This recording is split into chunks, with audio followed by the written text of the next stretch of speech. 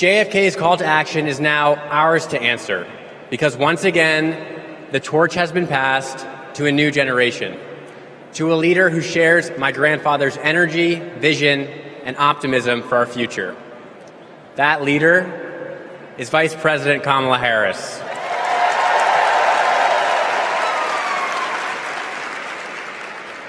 Like President Kennedy, Vice President Harris has dedicated her life to public service. She believes in America, like my grandfather did, that we do things not because they're easy, but because they are hard. As president, she will fight for working families. She will expand investments in clean energy so that my generation will have clean air and good jobs. She will defend our freedoms, the freedom for women anywhere in America to make their own healthcare choices, the freedom to be safe from gun violence, the freedom to vote easily and without fear. The choice is ours to make, and history is watching to see what we will do. Now, let's elect Kamala Harris the next President of the United States. Thank you.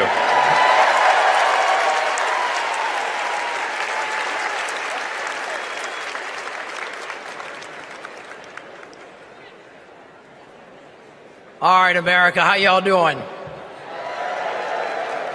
We about to have a fired up, ready to go, yes we can night. Y'all ready?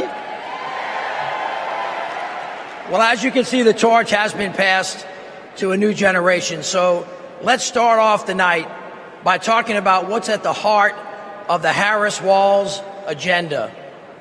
Defending our freedoms, advancing opportunity, protecting our democracy. But the other guys, Donald Trump, J.D. Vance, they want to rip away our rights, crush the middle class, and destroy our democracy. Their version of freedom is the government creeping creepily closer to every part of our lives. They're coming for our books. They're coming for our marriages. They're coming for us. Have a bold vision for America's future, where every American has a fair shot at the American dream. Kamala Harris and Tim Walz will build a future that belongs to all of us, because we are one nation, not two. Indivisible, with liberty and justice for all, not some. We are part of one nation, pledging allegiance to one flag, and that is the flag of the United States of America. Hear this. America is great because of who we are, and more importantly, who we strive to be. My friends, our best days are ahead if we stick together. My friends, say it with me. Let them hear it to the rooftops. We are not going back. So now please help me welcome. Please help me welcome from the great state of Pennsylvania, the great Representative Malcolm Kenyatta.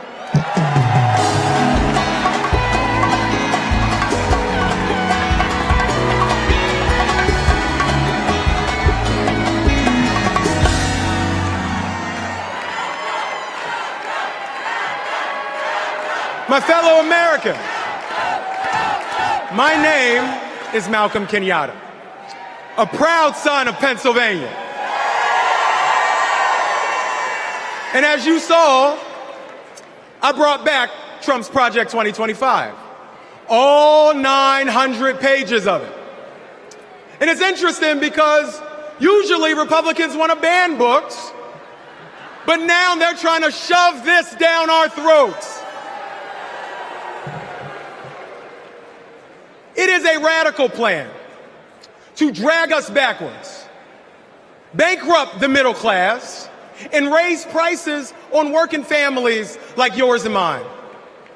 Under Project 2025, a family making just $75,000 a year with just 2 kids would pay $1,800 more in federal taxes. No, but there's more. Because on page 465, Project 2025 would stop Medicare from negotiating to lower the price of prescription drugs and capping out-of-pocket costs. And on page 587, Project 2025 would cut overtime pay for hard-working Americans. But my friend, these bad ideas aren't new. As long as we have been fighting to make America work for working families, there have been greedy corporate interests trying to take us back.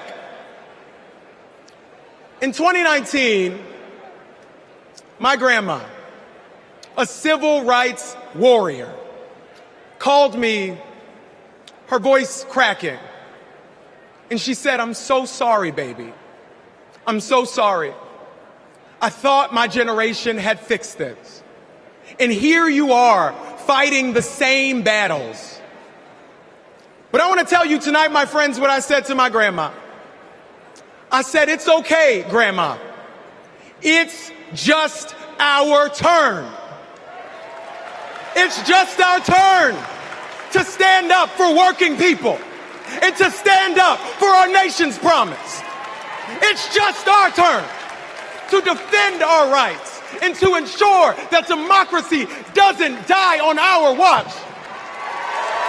It's our turn."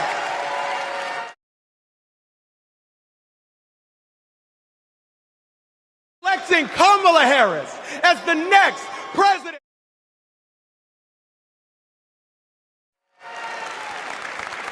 To make history, my friends, by electing Kamala Harris as the next President of the United States of America.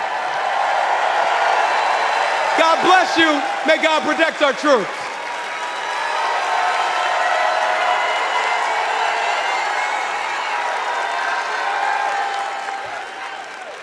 Don't know why, but I feel like I've seen how the Biden-Harris focus on making healthcare affordable for middle-class Americans has benefited so many of my patients. I support Kamala Harris because she fights for the working family and she thinks about the future of our country. Trump tried to take our country backward. She has taken action to make sure childcare and home care are accessible and affordable. I am a type 1 diabetic since the age of 10, and having my insulin is not an option. My name is Anne from Wisconsin, and this is my daughter, Isla. Isla qualifies for a type of Medicaid based on a level of care for children with disabilities. Donald Trump attempted to cut Medicaid every single year he was in office. Kamala Harris is the only candidate on the ticket this year that will actually continue to fight to get caps on insulin, and we need her in office. I am all in for Harris 2024.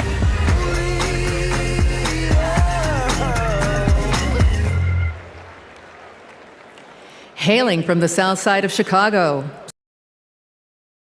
Emmy Award-winning artist, author, and longtime activist, Common, featuring Grammy Award-winning gospel singer, Jonathan McReynolds.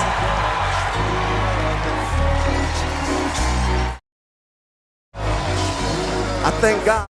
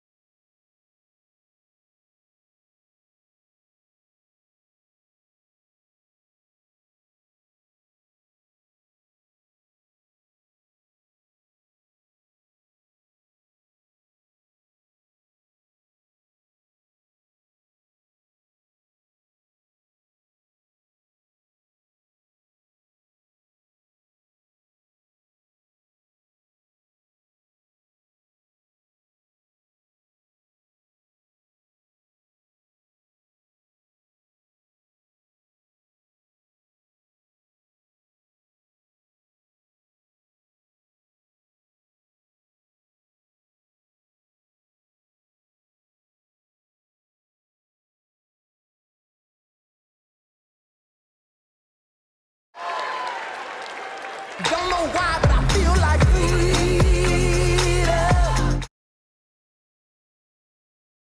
I voted for Trump in 2016. My name is Tom. I'm from Michigan, and I'm a former Trump voter. I'm Joanna. I live in Florida. I'm a former Trump voter. I just cannot vote for the man, and it can go from just being dishonest, from a criminal, and an insurrectionist. He has no respect for Americans. He has no respect for the Constitution. I believe if Trump gets a second term, he's not leaving, he's staying. He broke the law. He doesn't believe they apply to him. The President of the United States exists to serve the people of the United States. In 2024, I'm voting for Kamala Harris.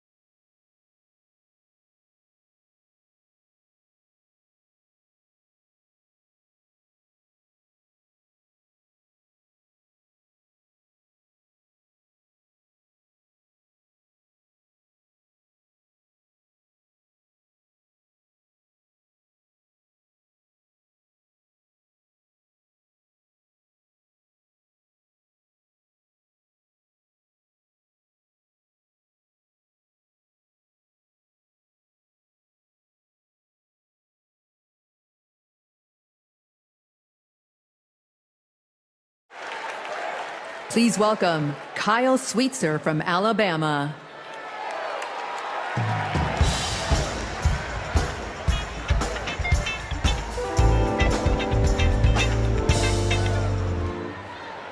I voted for Trump not once, not twice, but 3 times. You see, I work in construction. I work with my hands. He told us he'd look out for blue-collar workers. So I made my first ever political donation to Trump, and I donated to him many times throughout his presidency. But then I started to see Trump's tariff policy in action. Costs for construction workers like me were starting to soar. I realized Trump wasn't for me. He was for lining his own pockets. Now, I'm not left-wing, period. But I believe our leaders should bring out the best in us, not the worst. That's why I'm voting for Kamala Harris. She's tough. She's going to tackle inflation.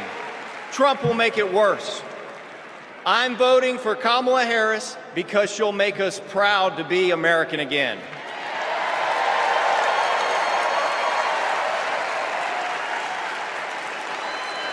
Nobody's ever called me weird. I'm a lot of things, but weird I'm not. The late, great Hannibal Lecter is a wonderful man. You know what I'd do if there was a shark or you get electrocuted? I'll take electrocution every single time. Bing, bing, bing, bing, bing. She said Kamala has one big advantage. She's a very beautiful woman. I'm a better looking person than Kamala. He says, you're not going to be a dictator, are you? I said, no, no, no. Other than day one. I'd like to congratulate Vladimir Putin for having made yet another great deal. Kim Jong-un I had a good relationship with. He's a tough, smart guy. Now, if I don't get elected, it's going to be a bloodbath. Well, they're the weird ones. JD is not at all. The people who are most deranged and most psychotic are people who don't have kids at home. Let's give votes to all children in this country, but let's give control over those votes to the parents of those children. In 4 years, you don't have to vote again. We'll have it fixed so good you're not going to have to vote.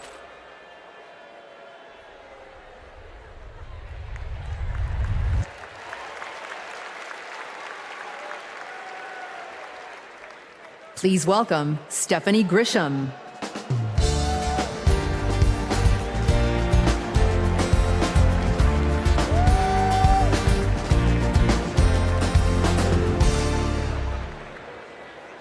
I wasn't just a Trump supporter. I was a true believer. I was one of his closest advisors. The Trump family became my family.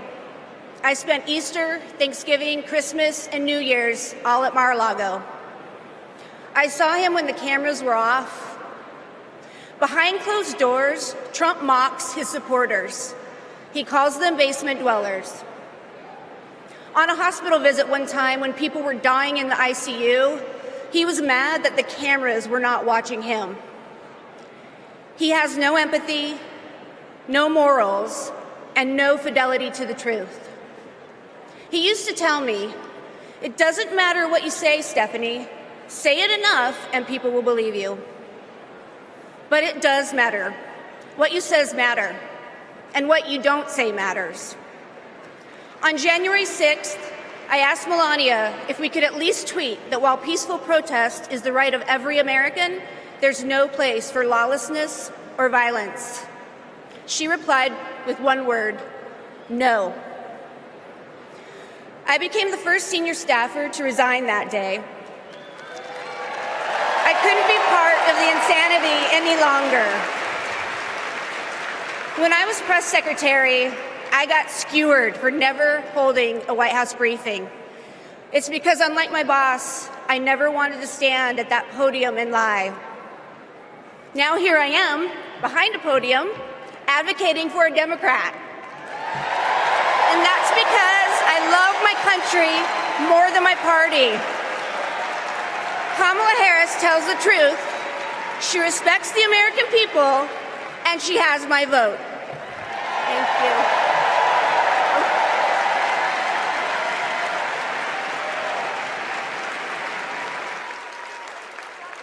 Don't know why, but I feel like freedom. At our 12-week ultrasound, our worst nightmares came true. The baby had stopped growing, but my body had not let go. I was told I was not eligible for any treatment at that point. The Dobbs decision was official and abortion was banned. In 2021, I needed an abortion. After an ectopic pregnancy, I was able to access life-saving medical care when I needed it, and now I'm turning to IVF to build my family. I'm supporting Kamala Harris because I'm an IVF mom. It's not just the headline-making stories that these bans impact. It impacts people trying to build families, just like me. All Americans deserve the right to build their families in the way they know is best for them. We need to band together and elect Kamala Harris as the next president of the United States.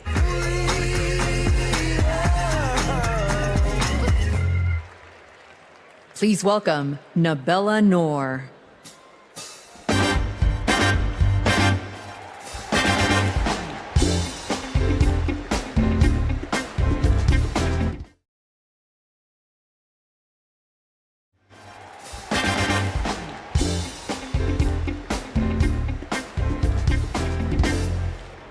What calls me here tonight is hope. As a woman who has struggled with fertility, I have not always been hopeful, but today I am.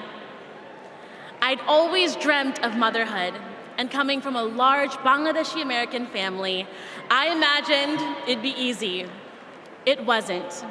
My husband and I tried to conceive. We failed. We tried and failed again and again and again. For 6 long years. Finally, I got pregnant. We were overjoyed, but then I miscarried. I was devastated. It was only after sharing my story online and hearing from women about their experiences with IVF that I felt a tiny glimmer of hope.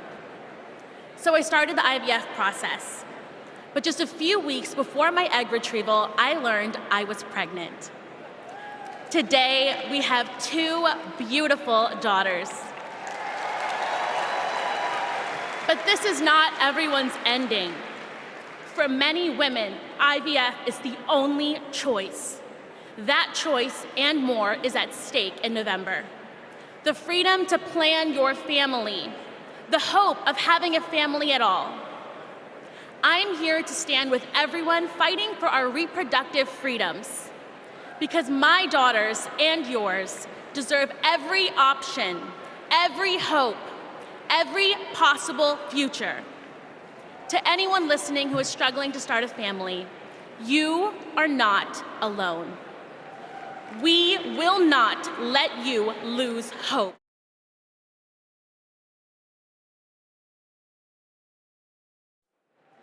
We will not let you lose hope. Because when we come together to raise our voices with love, we win. Thank you.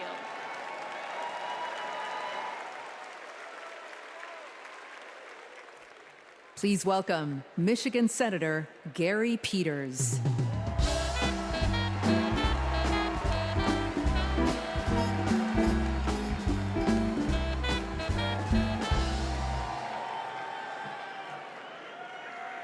In Michigan, we believe we have to build an economy that grows the middle class.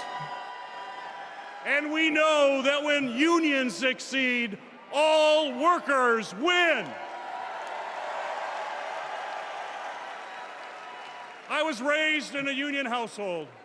My father was a teacher, and my mother a nurse's aide. And they gave me and my sisters what every parent wants to provide for their children, an opportunity to pursue their dreams. I went to public school, I worked odd jobs, became an Eagle Scout. And Kamala Harris and Tim Walz grew up just like me. And I know they will fight for all of us.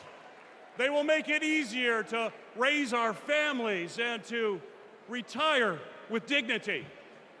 Just look at the record.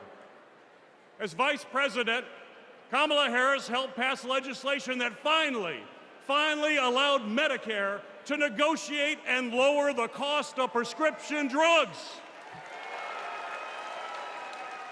She brought manufacturing jobs back to the United States of America. And as governor, Tim Walz signed the largest infrastructure investment in Minnesota history.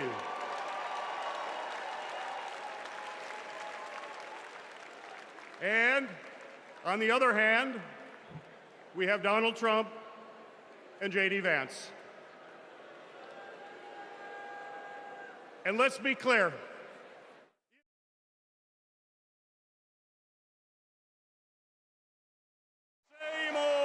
Same old. Gut overtime pay, cut health care programs, and give billions in tax breaks to billionaires.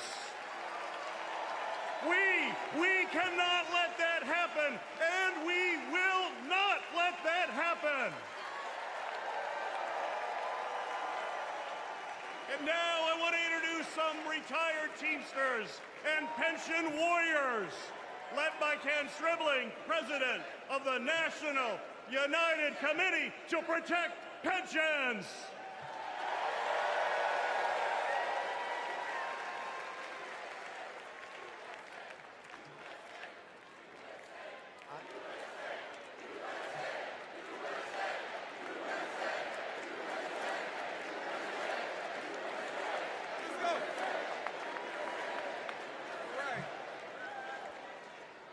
I am Kenneth Stribling, a proud retired Teamster from Local 200 in Milwaukee, Wisconsin. I hope you don't mind, but I brought some friends. Pension warriors from the NUCPP. I found out in 2025 my monthly pension benefit was going to be reduced in half. Not long after that, my wife, Beverly, was diagnosed with terminal cancer. I didn't know how we were going to make it. So I went to a retirees meeting in the basement of a small church.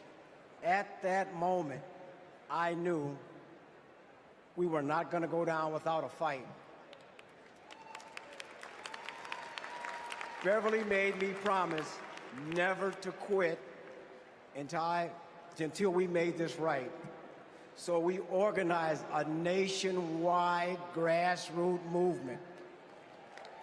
For 6 years, we fought hard. And finally, we had a breakthrough. After 50 days in office, the Biden-Harris administration passed the American Rescue Plan, including the Butch-Lewis Act, to save our pensions and secure our retirement. They got it done without one single Republican vote in Congress. They saved over 1 million pensions, including 33,000 from my state, Wisconsin, 52,000 from Pennsylvania, 61,000 from Michigan. As president, I know Kamala Harris will have our backs. She will fight for our retirement, Social Security, and Medicare. Beverly passed away in 2019, but I kept my promise, because a promise is a promise is a promise. Thank you.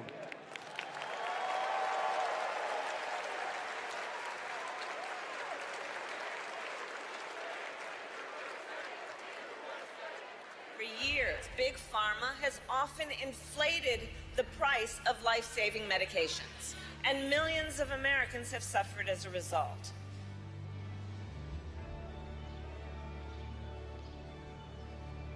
Those costs got passed on to our seniors, but not anymore.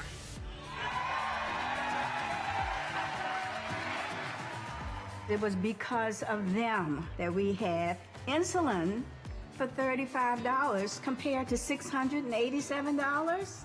What a gift. This $35 is life-changing for us. The beauty of it is it's fixed. Everything else goes up, but it stays the same. I have more discretionary income, 20, 30 bucks a month more. His wife and I can go to the pub and have a burger and fries. I can afford my rent. I can afford to feed my children. I can afford my insulin. It's saving me a couple $1,000s a year, which is several trips to visit the grandkids. I am looking forward to that lifestyle where I can travel and be able to enjoy my grandchildren and maybe great-grandchildren. It meant I could enjoy life. President Joe Biden and Vice President Kamala Harris will be in Maryland this afternoon to unveil a new plan cutting prescription drug costs. 10 popular drugs are affected by this, including cancer, diabetes, heart disease, and blood clot medications. Seniors will save roughly $1.5 billion in out-of-pocket costs next year. With Kamala Harris, I feel so hopeful. I feel the future of America will be good.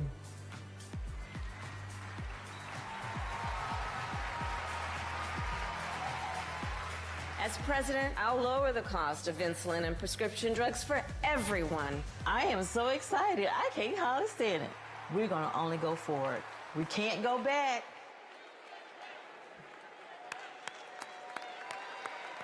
Let's have another hand for our brothers and sisters from Teamsters and all of our brothers and sisters from the unions across America who are rebuilding it, brick by brick.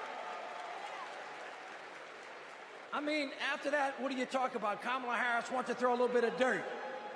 So here we go. After years of dead ends and broken promises, President Biden and Vice President Harris brought Republicans and Democrats together to actually get something done.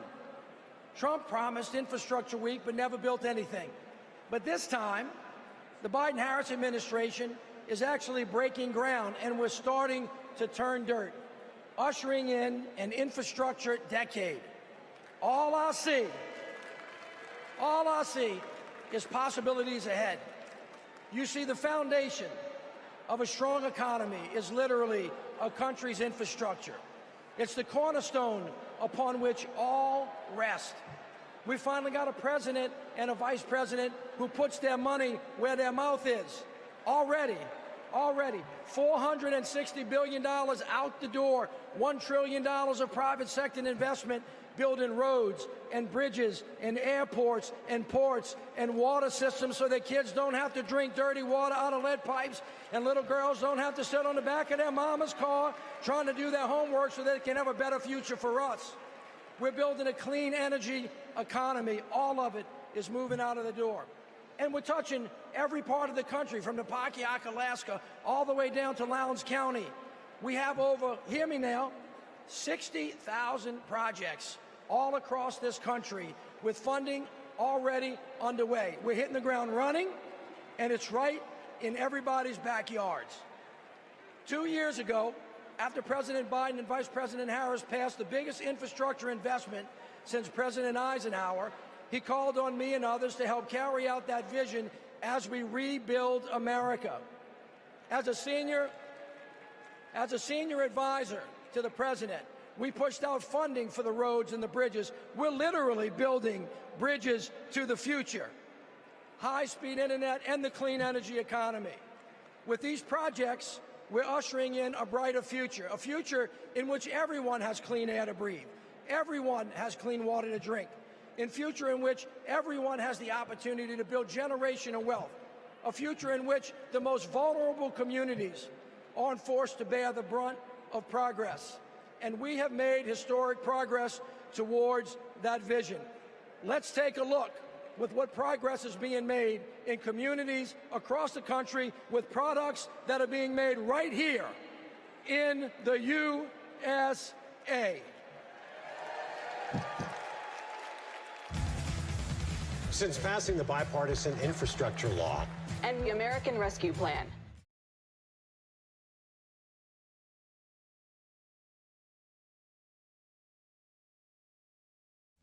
Since passing the bipartisan infrastructure law And the American Rescue Plan. The Biden-Harris administration is putting billions of dollars into cities and counties across the country over the next 5 years. I want to particularly thank the mayors of America. You make things work. Thanks to the Biden-Harris administration, the city of Phoenix has a much greener bus fleet.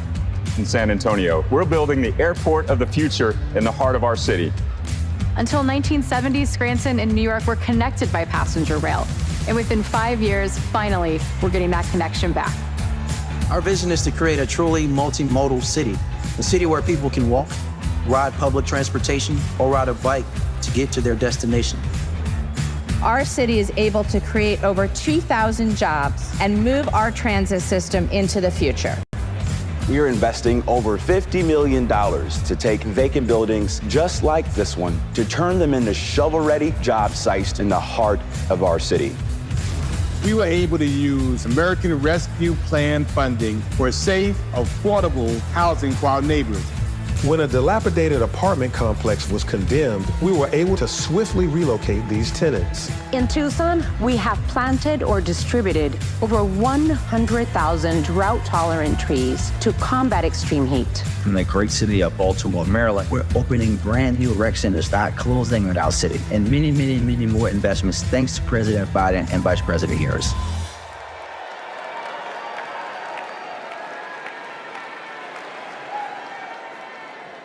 All right, everybody, what a way to start. But you ain't seen nothing yet. We got a great night planned, and it all starts off, all of you get to participate in this, in the roll call. It starts off with something unlike anything you've ever seen. So look, stick around. We're going to be right back at you.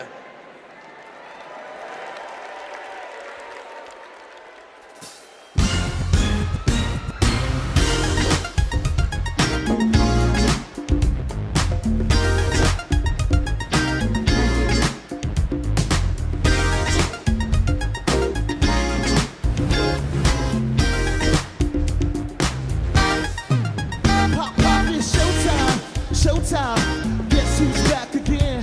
Oh, they don't know, I bet they know as soon as we walk in. I'm wearing Cuban links, designer mix, Inglewood's finest shoes. Don't look too hard, might hurt yourself. Known to get the blue, the red, the blue. Woo! I'm a dangerous man with some money in my pocket, keep up. So many pretty girls around me and they're raking up the rocket, keep up. Don't be mad, fix your face, and I thought they all be trying to keep up. Players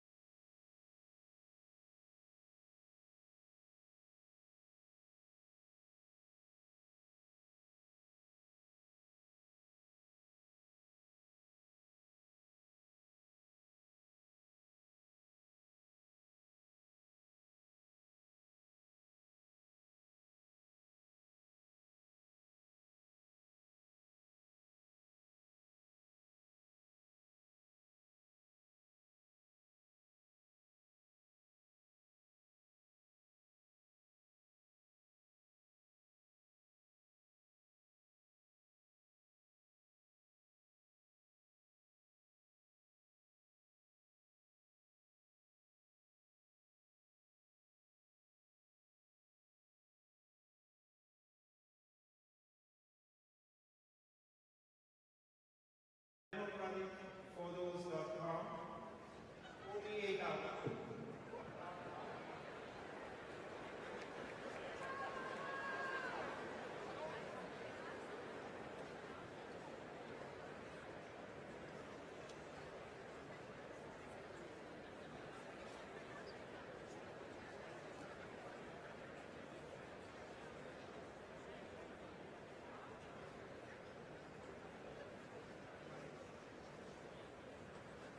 I congratulate all of you. Thank you for your attention.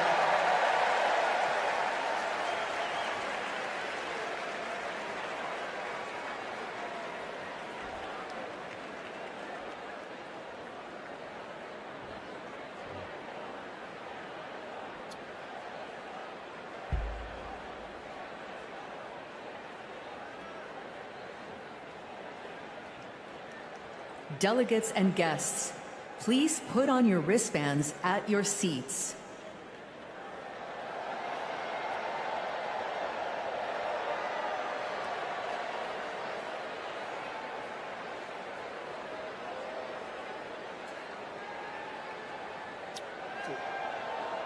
I'm gonna just count y'all off.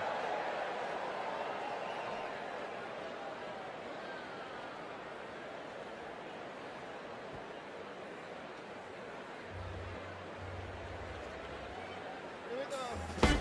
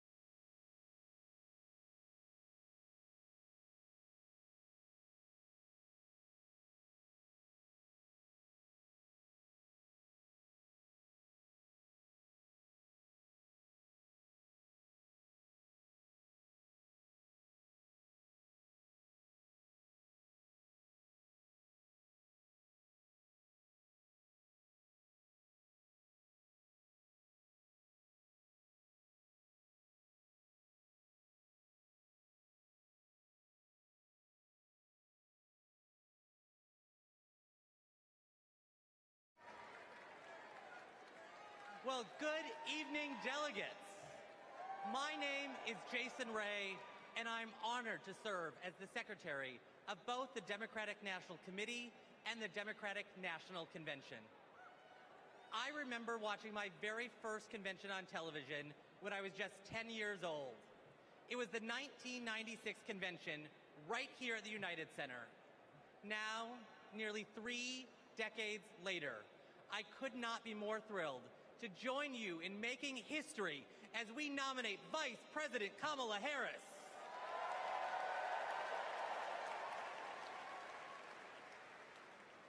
Pursuant to our convention rules, we will now proceed with the celebratory roll call vote for the Democratic Party's candidate for the 47th President of the United States of America.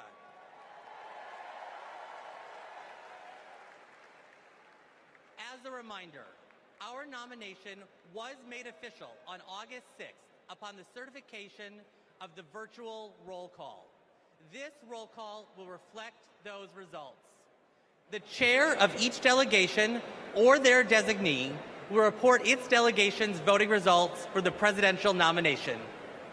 Pursuant to the rules, the roll call will follow the alphabetical order of the states, with the District of Columbia and Puerto Rico, the territories, and Democrats abroad treated as states for the purposes of the alphabetical roll call. Delegates, are you ready? Let me hear you. Ladies and gentlemen, my name is DJ Cassidy, and I'd like to welcome you all to the Democratic National Convention roll call. Now we're going to pass the mic from state to state so that all our voices are heard all around the nation. But first, let me pass it back to Secretary Ray to get the celebration started.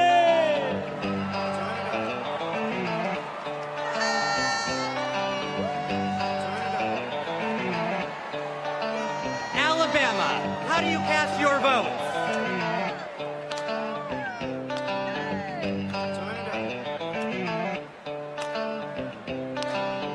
Alabama passes. Delaware, how do you cast your votes? On behalf of the great state of Delaware, home of our beloved 46.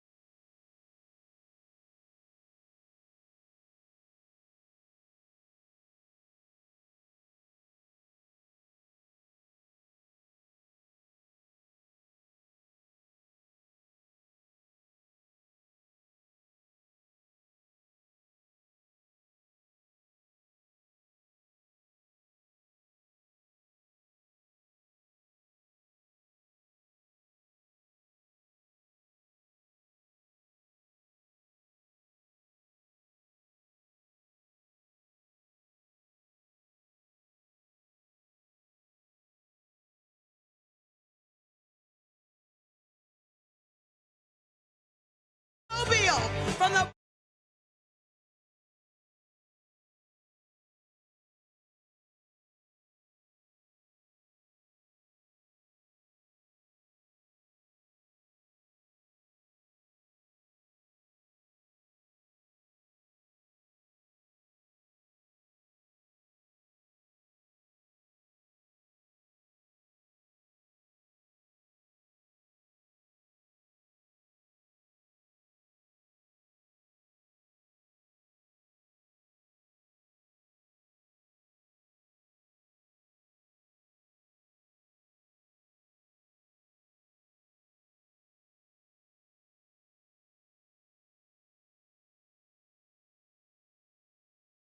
you cast your vote. Alaska's motto is North to the Future, and that's exactly where Kamala Harris and Tim Walz are going to take us. A future full of opportunity for everyone. As a teacher, a union member, and a proud black woman, it is my honor to cast Alaska's 19 delegates for the next president of these United States, Kamala Harris.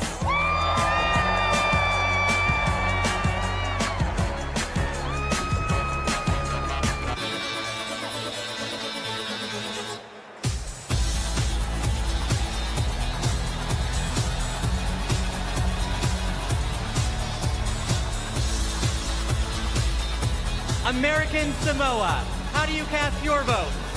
Salofalava.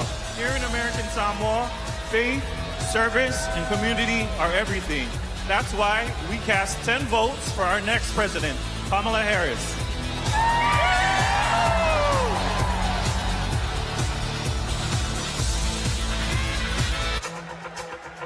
Now, once again, my name is DJ Cassidy, and this is the DNC roll call. So let's pass the mic around the nation.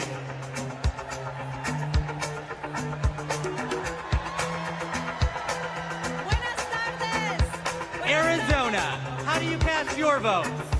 Buenas tardes. From the Grand Canyon state of Arizona, the future of the Democratic Party, where we've been bringing the heat since 2020, electing Democrats up and down the ballot. Our diverse coalition is proud to cast our 85 votes for Kamala Harris.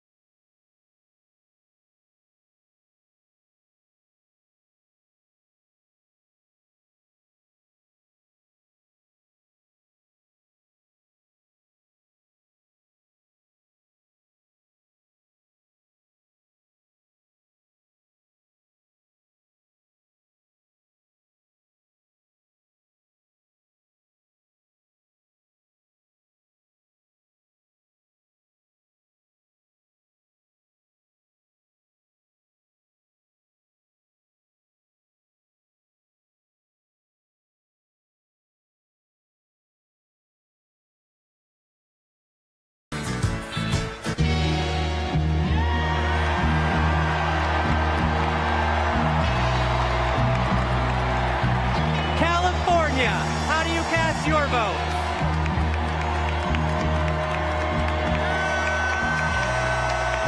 Mr. Secretary, the great state of California passes at this time. California passes.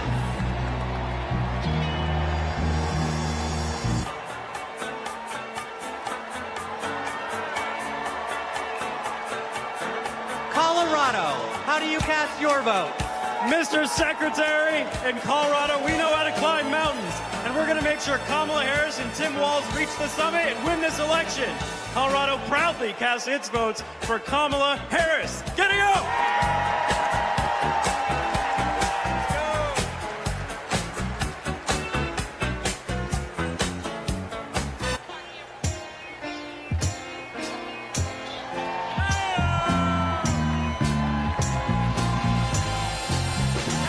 Connecticut, how do you cast your vote? Connecticut, the Constitution state, over the submarine, over the jet engine, over the Yukon Huskies slam dunk, over Keith Richards lead guitar. We vote. Tonight, we cast 73 votes and one president for the first female president of the United States of America, Kamala Harris.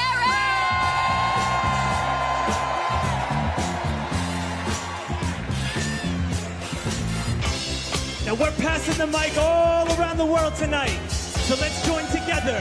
Here we go, here we go, here we go. Let's go!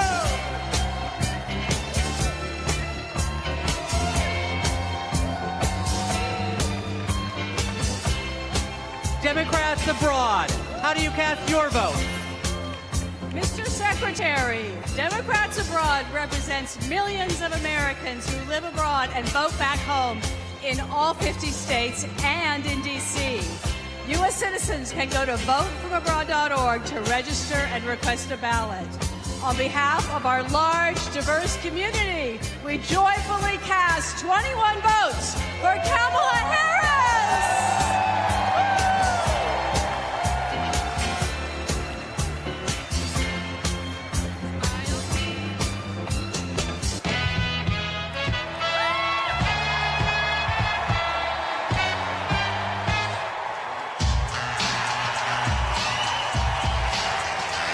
The District of Columbia, how do you cast your vote? We are Washington, D.C., home to 700,000 Americans, where millions have marched for jobs and justice, where Dr. King had a dream and Obama had hope, and where in January 2025, we will host the inauguration of President Kamala Harris.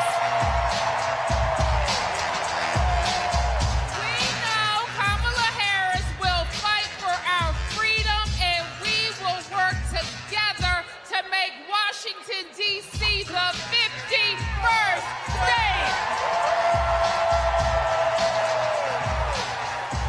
The District of Columbia is proud to cast its 51 votes for the next president of the United States, Kamala Harris.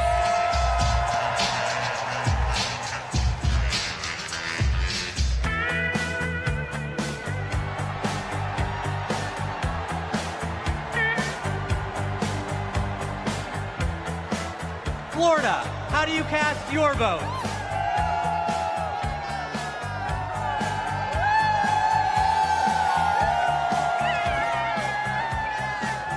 Florida is worth fighting for. That's why we're fighting back against Project 2025 and Republican extremism. We won't go back. We won't back down. I cast 4 votes present and 243 votes from the great state of Florida for the first president, first female president of the United States, Kamala Harris.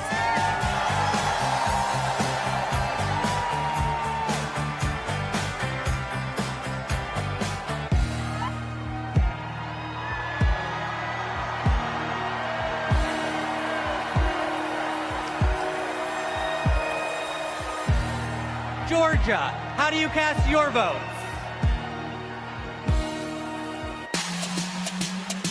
Yeah! Ladies and gentlemen, we are here tonight to officially nominate Kamala Harris for president. Five, get loud, another round of shots.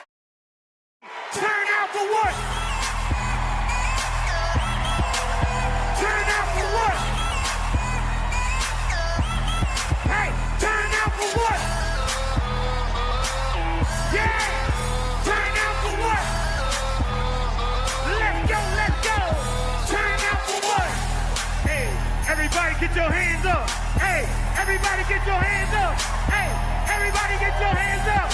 Now, say, we're not going back! We're not going back! We're not going back! We're not going back! D.P. Harris! Come to the wall! D.P. Harris!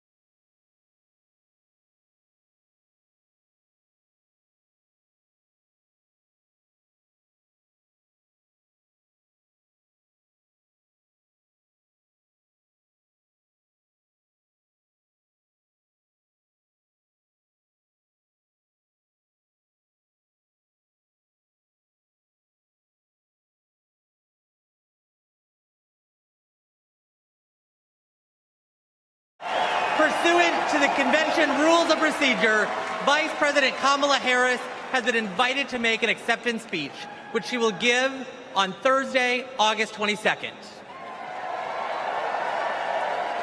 But now, a special surprise. It's my pleasure to introduce our party's official nominee for President of the United States, live from my home state of Wisconsin, Vice President Kamala Harris.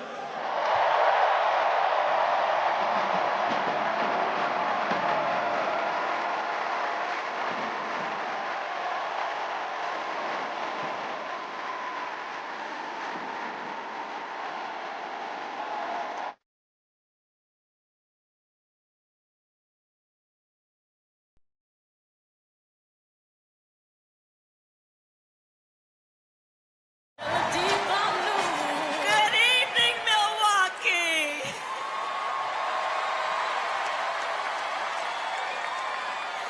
And hello to everyone joining us from exciting Chicago.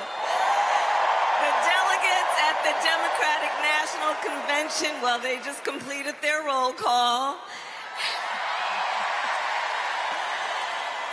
And they have nominated Coach Walz and me to be the next Vice President and President of the United States of America.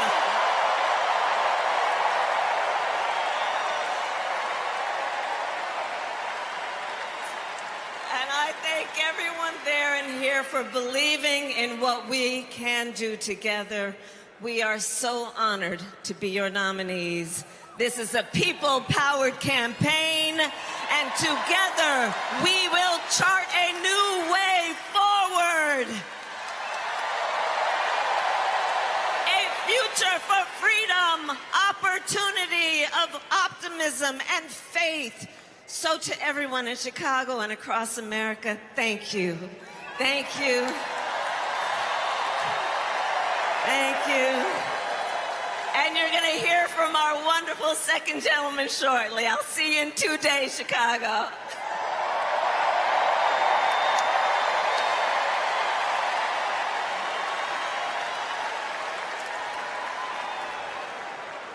Please welcome TV personality, loud and proud Latina, Ana Navarro.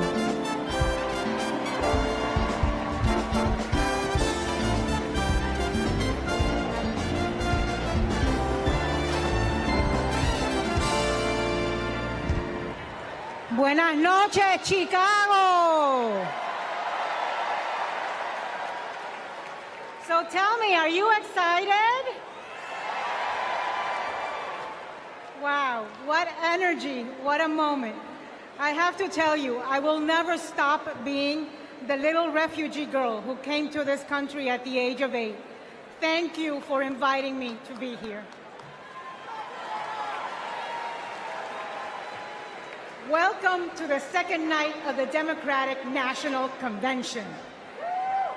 Let me tell you about the Kamala Harris I know.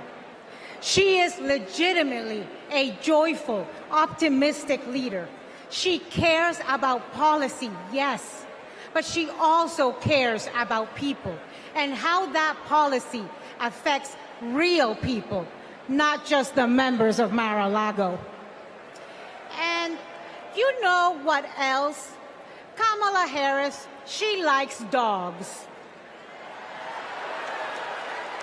And my dog, Cha-Cha, likes her. Dogs are good judges of character. So are cats. We cannot elect a president who does not like dogs or hangs around with people who shoot them. Now, let's be serious. Donald Trump and his minions call Kamala a communist. I know communism. I fled communism from Nicaragua when I was 8 years old. I don't take it lightly. And let me tell you what communist dictators do. And it's never just for one day. They attack the free press. They call them the enemy of the people, like Ortega does in Nicaragua. They put their unqualified relatives in cushy government jobs so they can get rich of their positions, like the Castros do in Cuba. And they refuse to accept legitimate elections when they lose and call for violence to stay in power, like Maduro is doing right now in Venezuela. Now, you tell me something. Do any of those things sound familiar? Is there anybody running for president who reminds you of that? And I know one thing, it's not Kamala Harris. That is not the America we love. It's not the land of freedom we treasure. Last night, we heard President Biden say that he loves his job, but he loves his country more. Every American needs to love our country more. Every American has the duty to put our country first. Country first before party. Country first before political ambition. Country first before habit. And in this election, putting country first means one thing and one thing only: voting for Kamala Harris. And that is what this night is about. That is what we're going to talk about tonight. So you know what? Let's get it started. Let's get this fiesta going.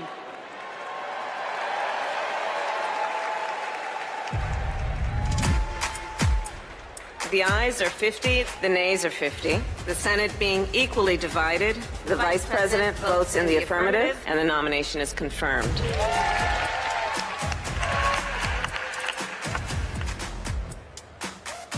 And the concurrent resolution as amended is adopted.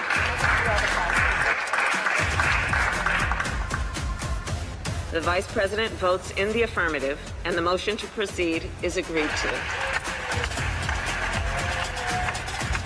On this vote, the yeas are 50, the nays are 50. The Senate being equally divided, the Vice President votes in the affirmative, and the bill as amended is passed.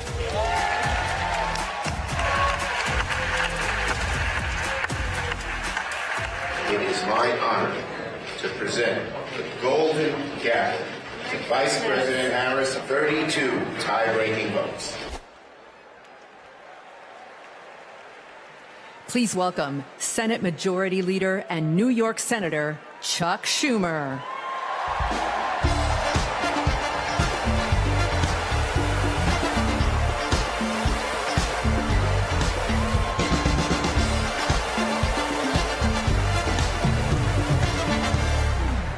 Everybody, wasn't that a great roll call?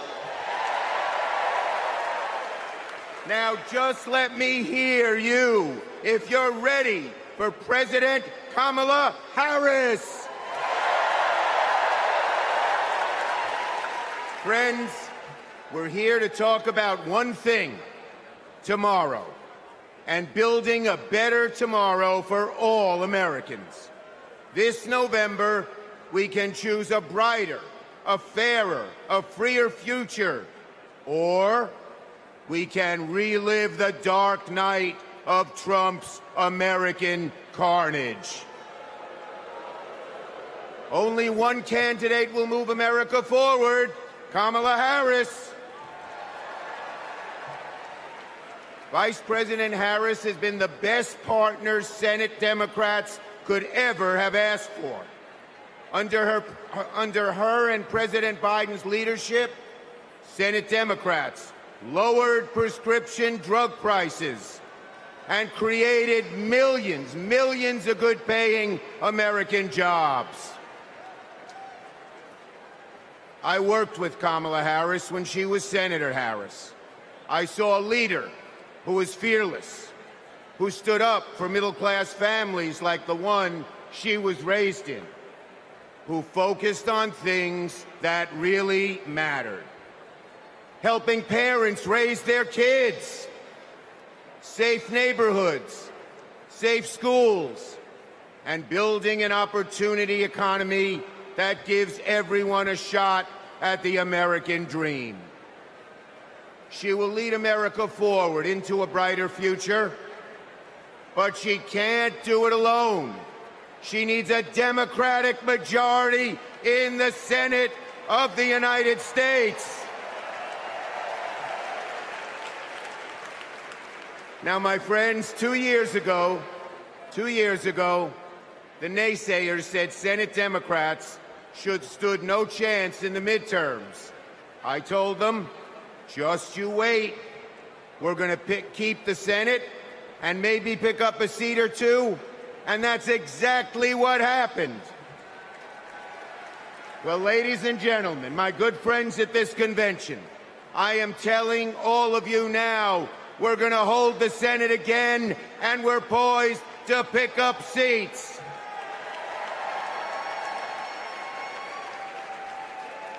A Democratic majority to create good-paying jobs and lower costs, to defend a woman's right to choose, to deliver for communities back home.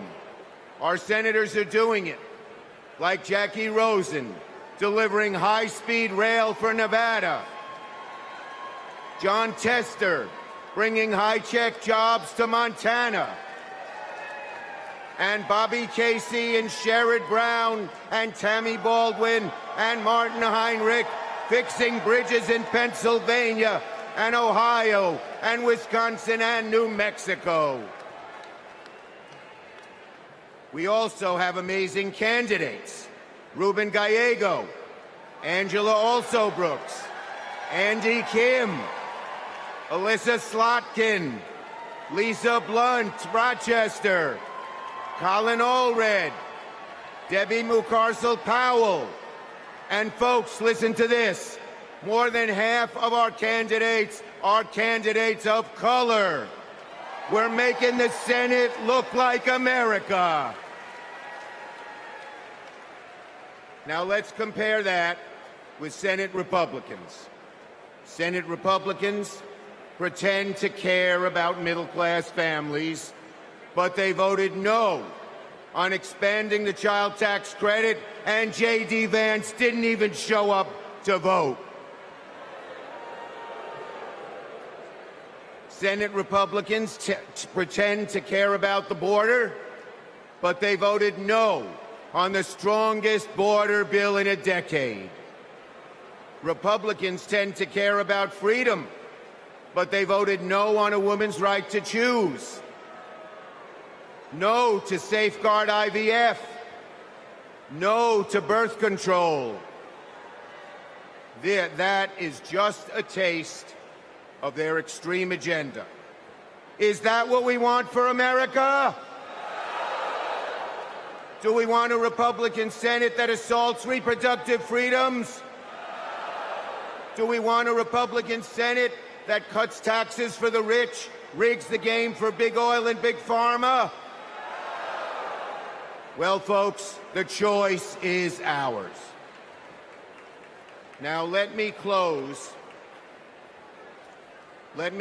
on a personal note. As the highest-ranking Jewish elected official in American history, I want my grandkids and all grandkids to never, never face discrimination because of who they are. But Donald Trump, this is a guy who peddles anti-Semitic stereotypes. He even invited a white supremacist to Mar-a-Lago.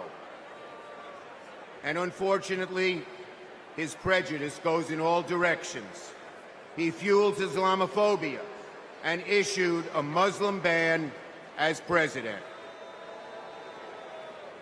Tonight, folks, I am wearing this blue square to stand up to anti-Semitism, to stand up to all hate. Our children, our grandchildren, no matter their race, no matter their creed, their gender or family, deserve better than Donald Trump's American carnage.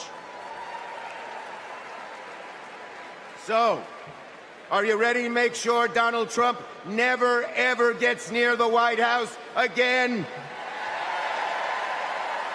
So let's elect Kamala Harris Tim Walz, and a Democratic majority in the Senate and keep the torch of freedom burning bright for generations to come. On to victory in November.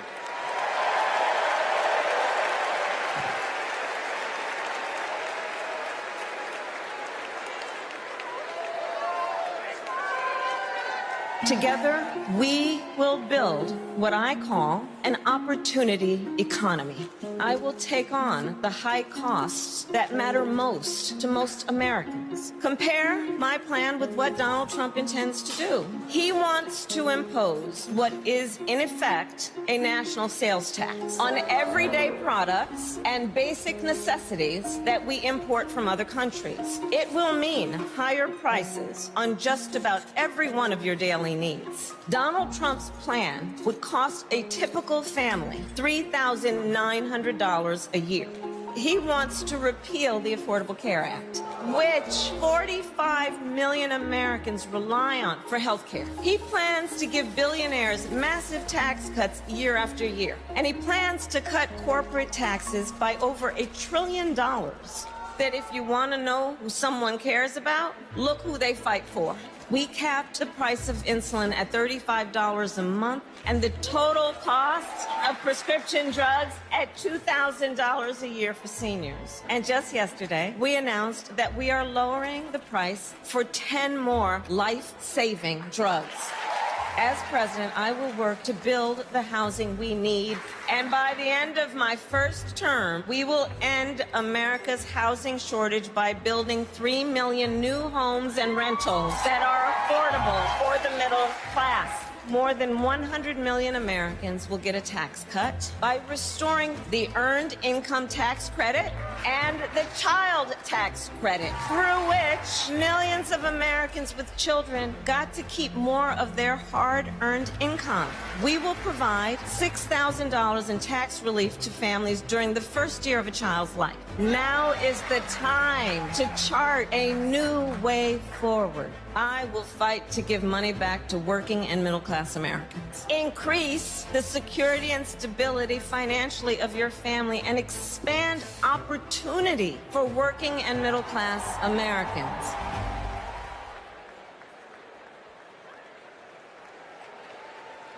Please welcome Vermont Senator Bernie Sanders.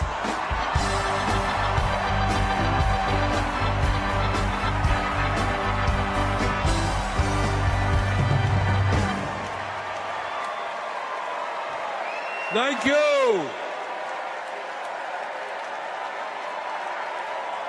Thank you. My fellow Americans, it is an honor. It is an honor to be with you tonight because we're laying the groundwork for Kamala Harris to become our next president. And let me tell you why that is so important. I want you all to remember where we were 3.5 years ago. We were in the midst of the worst public health crisis in 100 years and the worst economic downturn since the Great Depression. 3,000 Americans were dying every day, and our hospitals were overwhelmed with COVID patients. All across the country, businesses were shutting down. Unemployment was soaring. Workers were losing their health insurance. Schools were closing. State and city budgets were running out of money. People were being evicted from their homes. Children in America were going hungry. That was the reality the Biden-Harris administration faced as they entered the Oval Office. A nation suffering a nation frightened and people looking to their government for support. And within 2 months of taking office, our government did respond.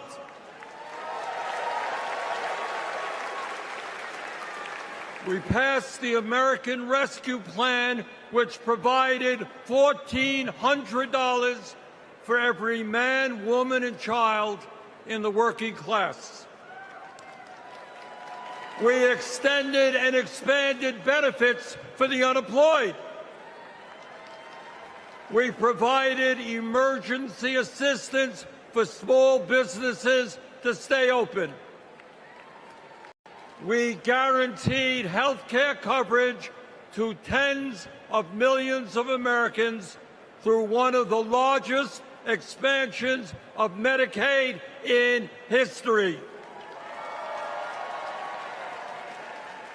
We provided rent relief and mortgage assistance, which prevented tenants and homeowners from being evicted. We established emergency food programs for hungry children and the elderly, and protected the pensions of millions of union workers and retirees from being slashed by up to 65%. Oh, and by the way, we cut childhood poverty by over 40% through an expanded child tax credit. Thank you, President Biden. Thank you, Vice President Harris. Thank you, Democratic Congress.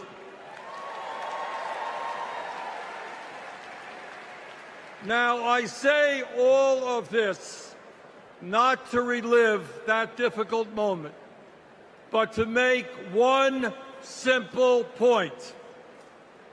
When the political will is there, government can effectively deliver for the people of our country.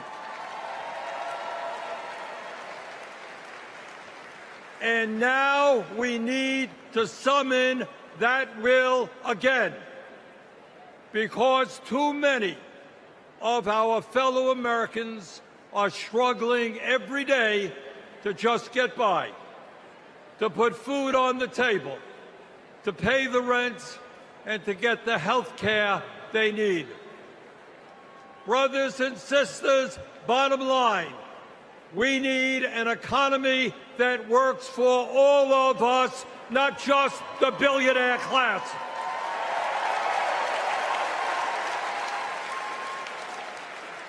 My fellow Americans, when 60% of our people live paycheck to paycheck, the top 1% have never, ever had it so good. And these oligarchs tell us we shouldn't tax the rich. The oligarchs tell us we shouldn't take on price gouging. We shouldn't expand Medicare to cover dental, hearing, and vision. And we shouldn't increase Social Security benefits for struggling seniors. Well, I've got some bad news for them.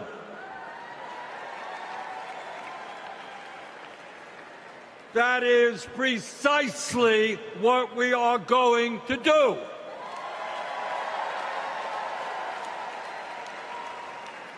And we're going to win this struggle because this is precisely what the American people want from their government.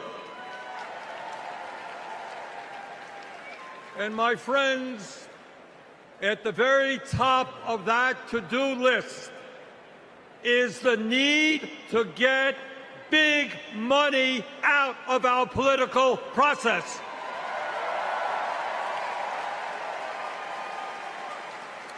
Billionaires in both parties should not be able to buy elections, including primary elections.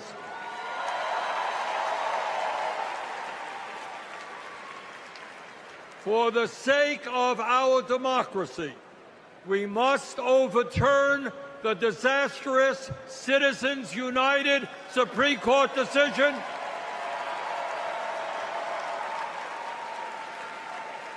and move toward public funding of elections. And let me tell you what else we must do. We need to join the rest of the industrialized world and guarantee health care to all people as a human right, not a privilege. We need to raise the minimum wage to a living wage. We need to pass the PRO Act so that workers can organize in unions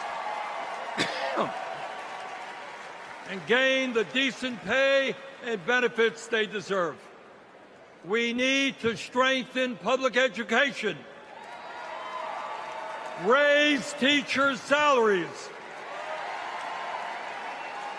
and make sure that every American, regardless of income, receives the higher education he or she needs.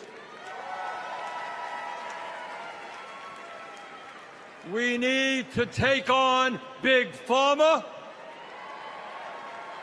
and cut our prescription drug cost in half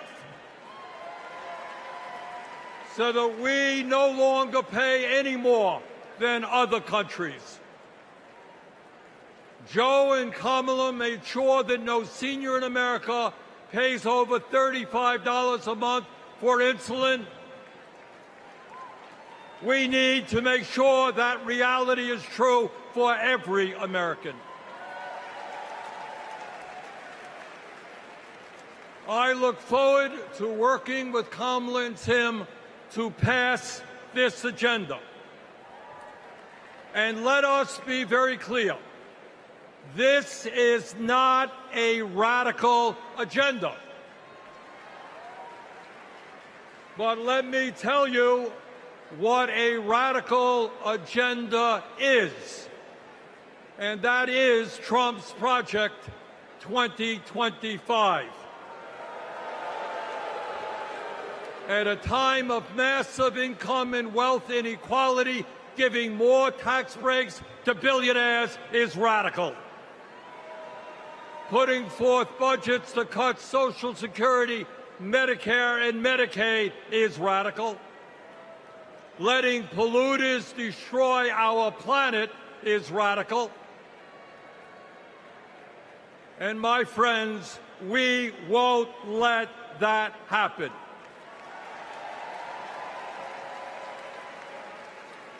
Fellow Americans, in the last 3.5 years, working together, we have accomplished more than any government since FDR. But much, much more remains to be done. We must summon the courage to stand up to wealth and power and deliver justice for people at home and abroad. Abroad, we must end this horrific war in Gaza.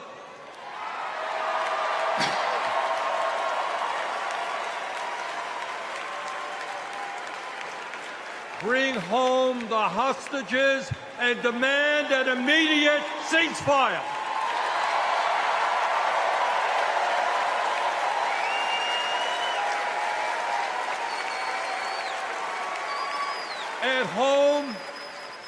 At home right here, we must take on Big Pharma, Big Oil, Big Ag, Big Tech, and all the other corporate monopolists whose greed is denying progress for working people. On November 5th, let us elect Kamala Harris as our president, and let us go forward to create the nation we know we can become. Thank you all very much.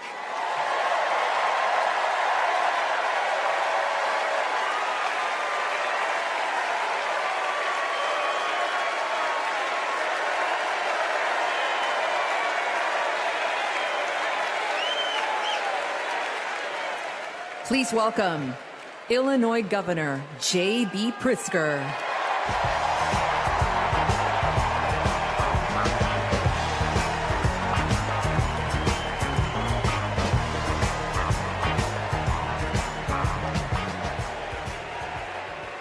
Fellow Democrats, welcome to Chicago. American city in a proud blue state. Our patriotism was formed in frost and in fire, and in the steel we forged to survive both.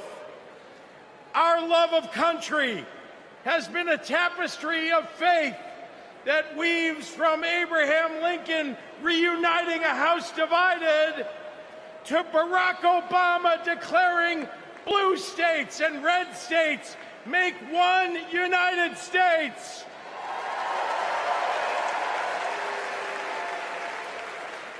Now, Illinois' presidential pedigree is unmatched. And given that Vice President Kamala Harris spent some of her early life right here, I speak for the entire Illinois delegation when I say we claim her too.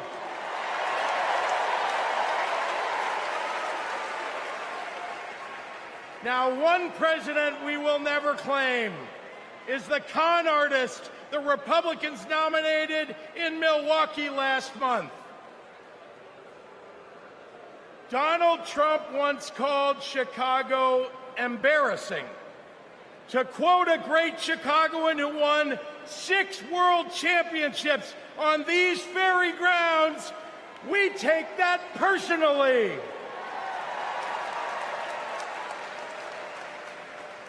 I had to govern for 2 years while Trump was president. Let me tell you what's embarrassing. In Illinois, we passed a massive bill to fix our roads and bridges. When Donald Trump proposed his own plan, he turned right around and called it stupid. We eliminated the grocery tax. Donald hasn't been in a grocery store since his first bankruptcy. Illinois invested in clean energy and the jobs it brings. Donald claimed that windmills in the ocean made the whales a little batty. During COVID, we supported small businesses and jobs. And Donald told us to inject bleach. Donald Trump thinks that we should trust him on the economy because he claims to be very rich. But take it from an actual billionaire.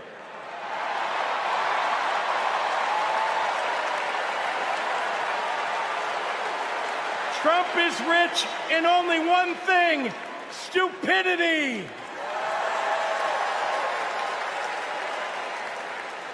Now, I meet with business leaders all the time, and there's one universal thing they all need: people. They need more workers to fill all the jobs they have. But the anti-freedom, anti-family policies of MAGA Republicans are driving workers away. Here's the thing. Americans don't want to be forced to drive 100 miles to deliver a baby because a draconian abortion law shut down the maternity ward. Americans want the hope of giving birth through IVF, not the fear that it might be taken away. Americans with LGBTQ kids don't want them facing discrimination at school because the state sanctioned it.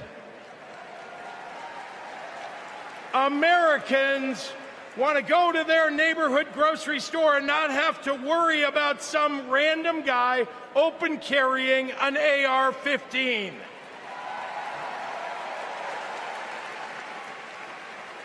Americans don't want their kids to be taught in history class that slavery was a jobs program. And if Americans are black or brown, they want to get promoted at work without being derided as a DEI hire for the sin of being successful while not white.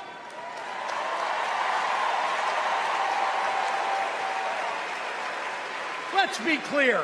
It's not woke that limits economic growth. It's weird. And these guys aren't just weird, they're dangerous. Democrats are for lower taxes and higher wages, less inflation and more business growth. We just think it's wrong to craft those policies for Elon Musk and not for everyday working people. That includes a secure retirement and good health care.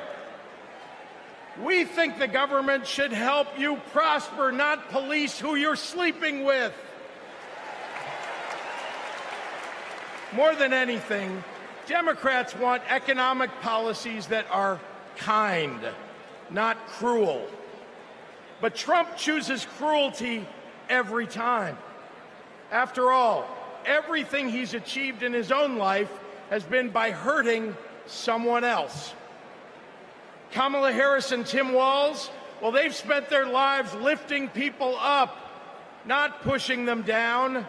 They know that a White House that leads with kindness looks at someone who is struggling and sees not what they might cost society, but what they might create for it.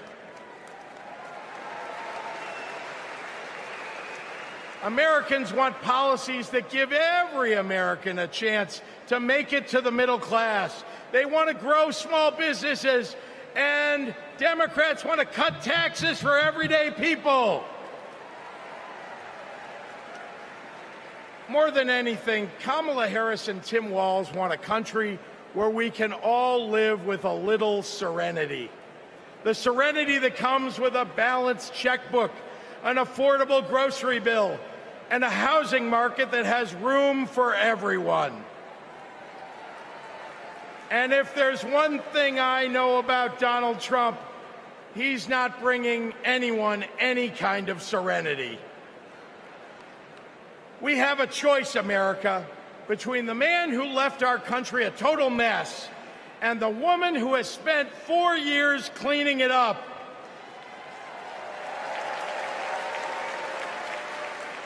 And I think it's time we stop expecting women to clean up messes without the authority and the title to match the job.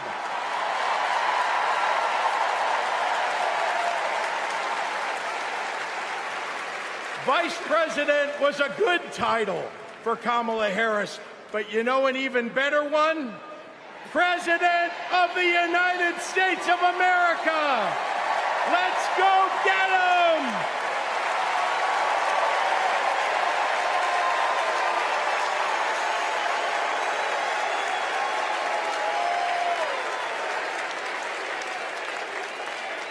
Please welcome former chair and CEO of American Express and current chair and managing director of General Catalyst, Ken Chenault. My fellow Americans, for 17 years, I ran American Express, one of the greatest companies in this country. America has thousands of great companies, more than any other nation in the world. And that's not by accident. The United States is the best place in the world to do business because of the values on which our country was built. Democracy, the rule of law, free and fair elections, the peaceful transfer of power. As a business leader, I have seen firsthand why democracy is so important. Democracy provides the foundation upon which American business and our economy depend. Character and values matter. In business, nothing is more important than trust. In America, we have to trust our president will protect democracy. We have to be certain they'll follow the law and serve the nation, not themselves. Business requires stability and certainty that our democracy will endure. Our economy and democracy are tightly linked. Both only grow stronger when Americans, despite our differences, are willing to work together. At this moment, when our politics pits one group against another, that's what's remarkable about Kamala Harris. She is for all Americans. She understands it's possible, in fact necessary, for a president to be both pro-business and pro-worker. Kamala Harris understands that government must work in partnership with the business community. She knows that a market-based economy needs a strong and effective government. Kamala Harris understands that we need to help entrepreneurs turn good ideas into thriving companies, that we can create good-paying jobs by helping manufacturers expand. Kamala Harris believes in growing the economic pie for the benefit of current and future generations. Unlike her opponent, she knows the way not to build an advanced economy is a broad tariff that would only raise prices, hurt consumers and businesses, and cost jobs. She knows the way not to do it is to give people like me a tax cut when that money should be invested to grow the middle class. If you want to lead, you have to be willing to serve.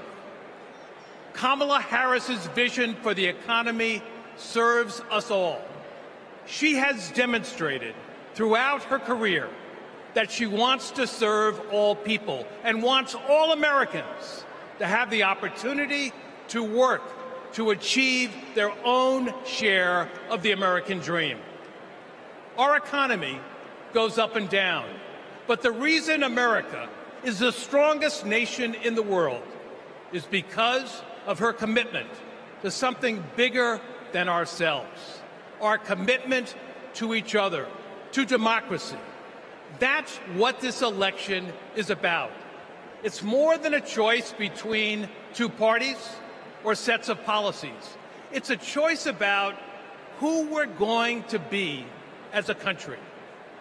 In his words and actions, Kamala Harris's opponent has shown us that he does not believe in our democratic values, and he will seek only to serve himself and his desire for vindication and vengeance.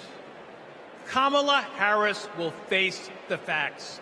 She will navigate this country, the greatest country in the world, through the inevitable challenges, while also leading with the hope and values that America was founded on. Kamala Harris understands that the role of a leader is to instill hope, to repudiate the merchants of fear, and focus on ensuring that the best days are ahead of us.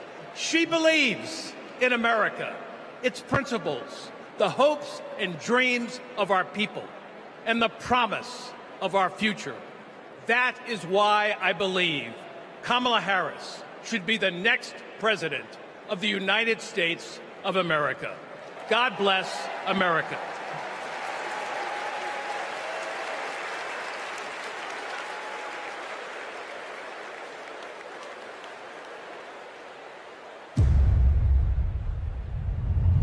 Repeal Obamacare. Donald Trump over the weekend again threatened to repeal Obamacare. This would lead to Americans having their health insurance taken away. There are about 19 million people with coverage through Medicaid expansion, another 16 million enrolled through the ACA's health insurance marketplaces, and we'd probably be talking about many millions of people becoming uninsured. Biggest worries, losing the safety net of pre-existing conditions coverage. What happens if you lose this insurance? Our son would die. What makes you think this isn't just a hollow threat? This is one of the few campaign promises that he actually tried very hard to keep. So we better believe him when he says he's coming after this. Even if you have insurance from your employer, you will be affected because your premiums would be going up. We're looking at a lot of people who could lose their health insurance. Please welcome New Mexico Governor Michelle Lujan Grisham.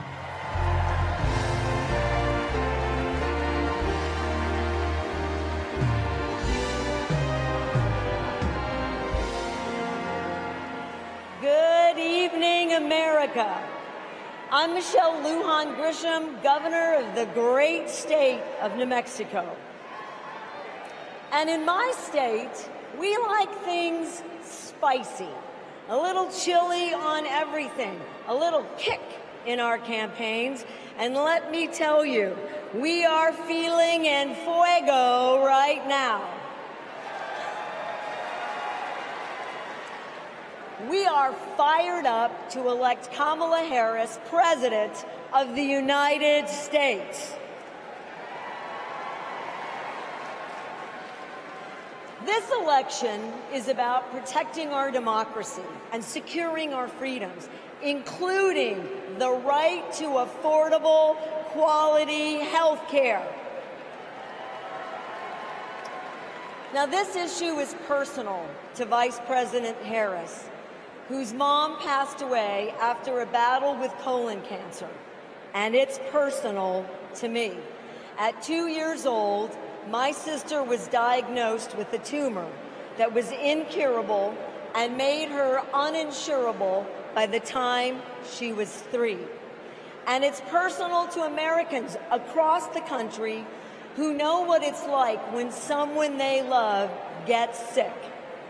Donald Trump and J.D. Vance want to dismantle our healthcare system, repeal the Affordable Care Act, and eliminate protections for pre-existing conditions. Either these guys don't get it, or they just don't care. You know who gets it? Kamala Harris gets it, and she cares.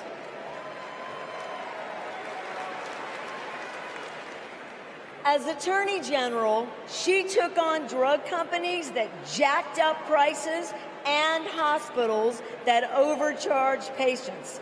And when Republicans tried to kill the Affordable Care Act, she stood up in the Senate, voting not just no, but hell no.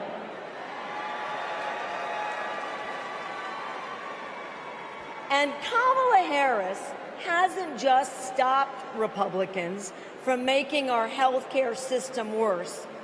She fights every day to make it better. And I know, I spent 20 years working to get Medicare the ability to negotiate lower drug prices. As Vice President, Kamala Harris delivered it. You know what Donald Trump delivered?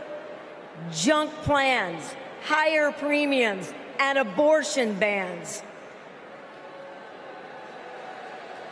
And if you don't think a second term would be worse, then I've got a box of Trump steaks to sell you.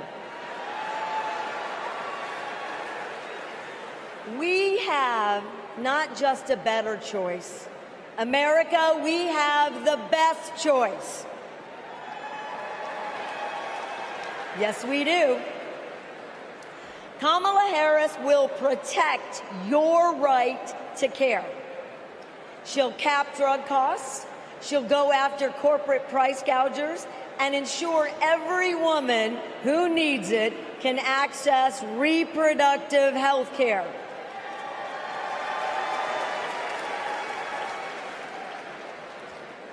That's the president I want. And that's the president America needs. And with your help, that's the next president of the United States. President Kamala Harris.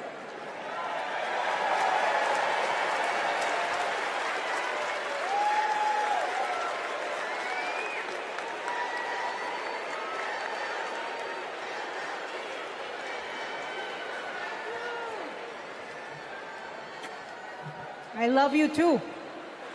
Y en español, los quiero.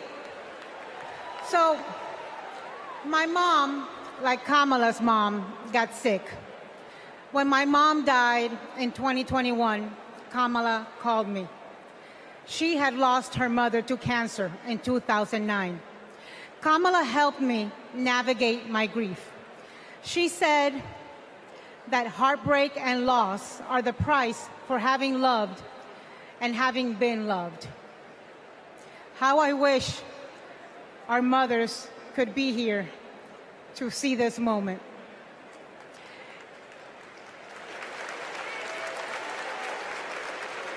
In the next 4 years, America will invariably have moments of great sadness and pain in our country.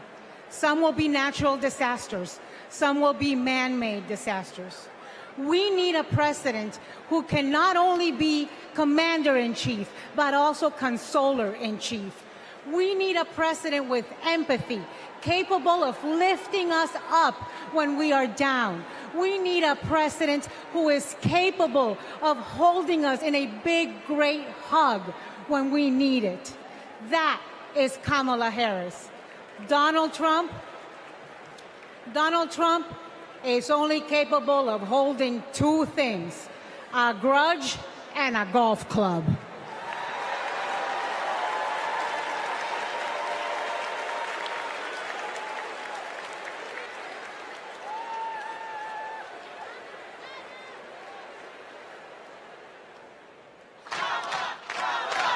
I remember when Kamala was first running for district attorney and people were like, oh, I don't know if she's tough enough. And I just had to laugh because I'm like, you don't know my sister.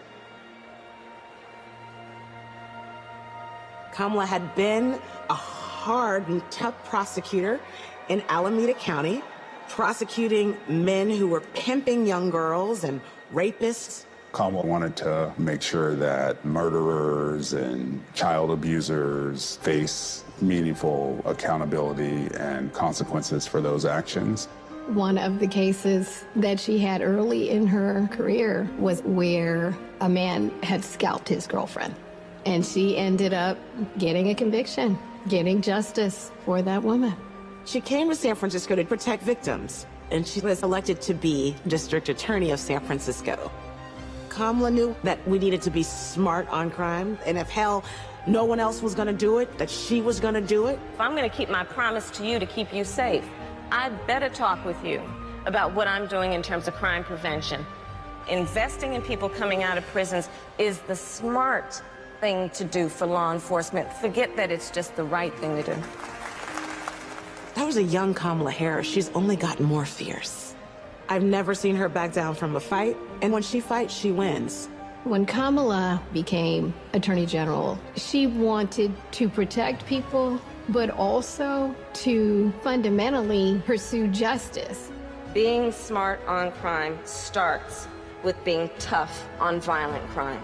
From a statewide perspective, I think we were concerned about the rise of gang violence. In San Joaquin County, we saw this tremendous change in our community, and it hit us like a wave.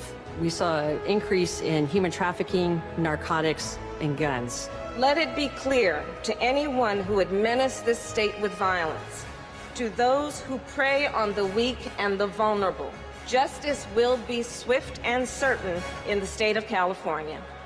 She was always hunting the kingpins, but we didn't have partnerships with DOJ or FBI or DEA or any of those law enforcement agencies. Now, we all work collaboratively to help all the counties in California. Because of her, we destabilized organized crime, disrupt these flows of guns, human beings, and narcotics. We are here this afternoon to announce the shutting down of one of the biggest and most organized threats to the safety of the Central Valley. I really think of her as fearless, as a fighter. Kamala just perseveres, and mommy would say it's too hard is never an excuse. Making excuses is a failure to not only take responsibility, but to take action. If you have the will, the desire, the passion, the commitment, there is no challenge that is insurmountable.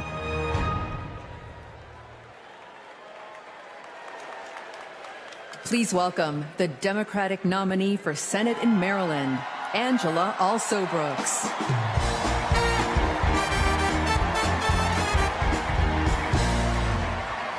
Good evening, America, and hello, Maryland.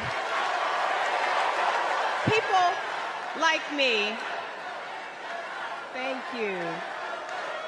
People like me, stories like mine don't usually make it to the United States Senate, but they should.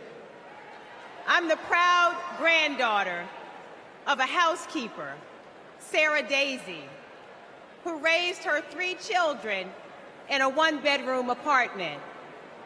It was her dream to work in government to help people. That meant taking a typing test.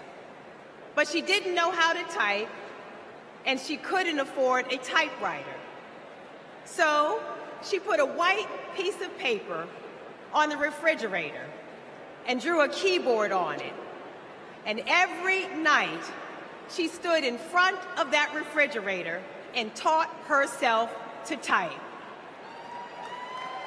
She took the test, passed it, and got the job she dreamed of. I am her legacy.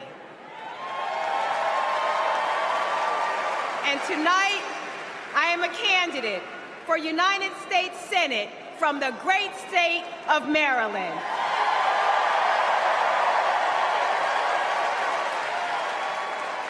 I've always been inspired by women like my grandmother, women who imagine a better future and then have the grit to make it a reality.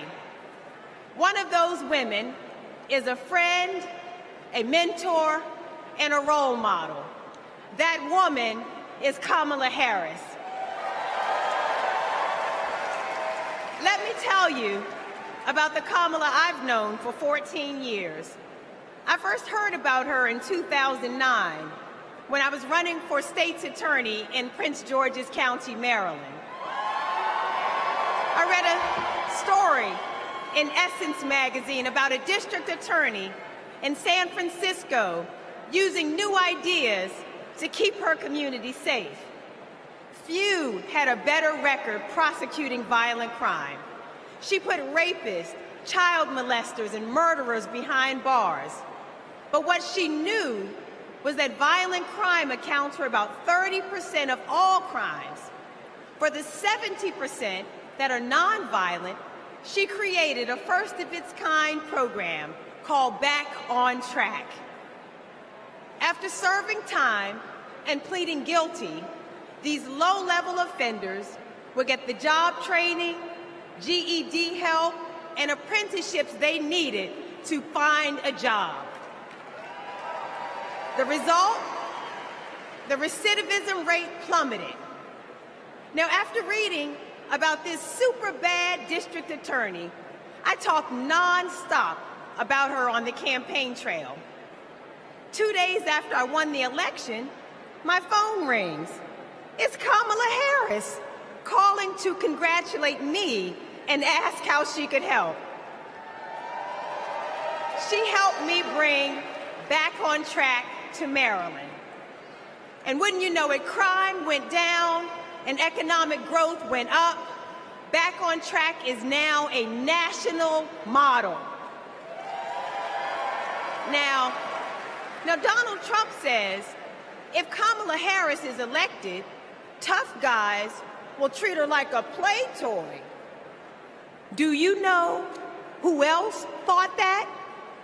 The drug cartels she busted, the big oil companies she made pay for polluting, the big banks that she made pay $20 billion to homeowners they ripped off. Getting justice for others isn't a power trip for her. It's a sacred calling. And hear me, Kamala Harris knows how to keep criminals off the streets.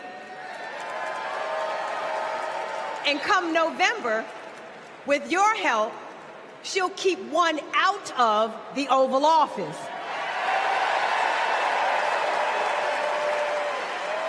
Ever since Donald Trump rode down that ridiculous escalator, we as a nation have felt trapped.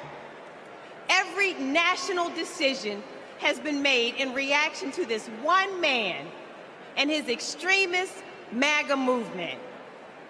We are still frozen by the fear that Donald Trump might once again come to power. And it's not just our politics that have been trapped, it's our imagination.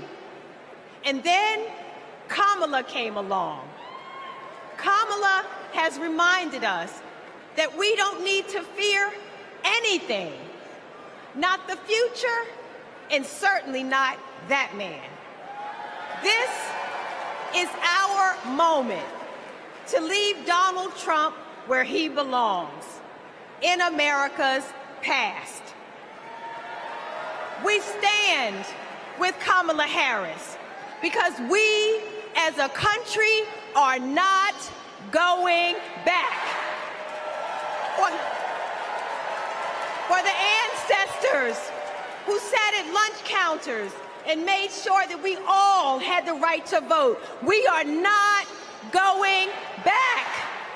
For the mamas and grandmamas who marched to make sure that women could control our own bodies, we are not going back. For the parents who work from can't see in the morning until can't see at night, not so that they will have a better future, but so that their children will have a better life. We are not going back. When facing an obstacle, my father has often said to me, your faith is stronger than your fears. Tonight, our faith is stronger than our fears. Faith in the promise of America. Faith in the American idea, in the American values that we share. Faith that we, the people, can choose a new leader, a better future for the people. Faith that as dark as our days and challenges have sometimes felt, it's always darkest before the dawn. We know that we can endure for a night because joy cometh in the morning. Morning is coming. Morning is coming. And that joy will be led by Kamala Harris. Thank you so much.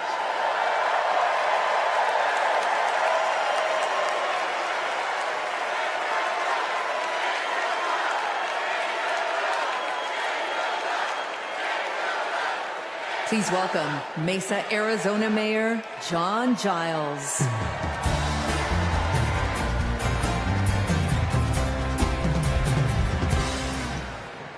Good evening.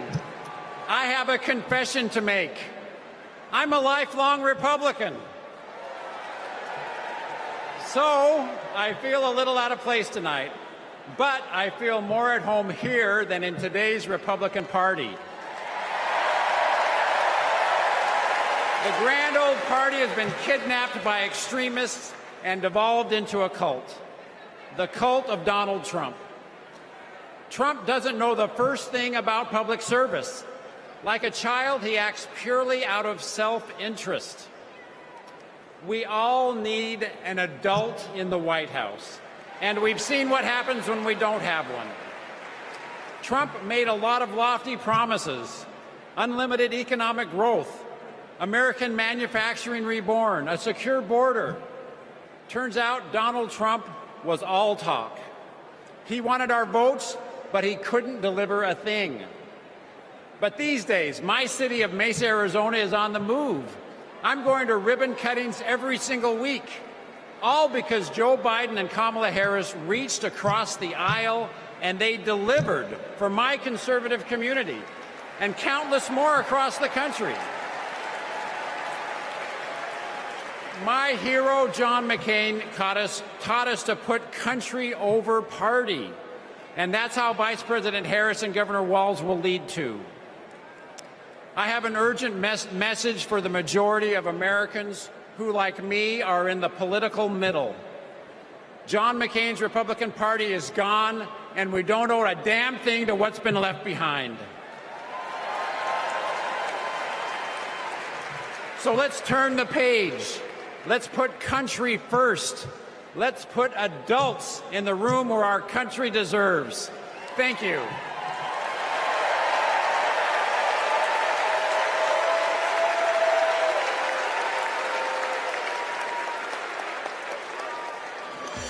It's our dream to have a large family. Being a parent, it's the most important thing in my life. For decades, Americans have turned to the miracle of IVF treatments.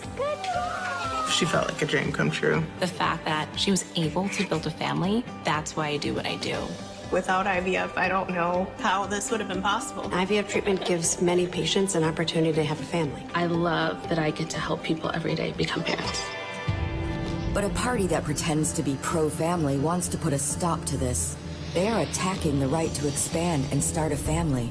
It's unthinkable. They may never have the family that they've dreamt of. In the U.S. Senate, Republicans blocked a Democratic bill that would have established protections for in vitro fertilization. Mr. Vance, no. If Republicans actually cared as much about protecting IVF, this would have been a simple yes vote. Family means support. To me, family is your whole world. It's the life that you build. IVF made my family. It made my heart whole. It made my life full. It made my life full. And it made my life full. And we will always fight for you, for your family, for your freedoms, and for your future. Kamala Harris and Tim Walz honor the freedoms of all families to make decisions about what is right for them, for this generation and generations to come.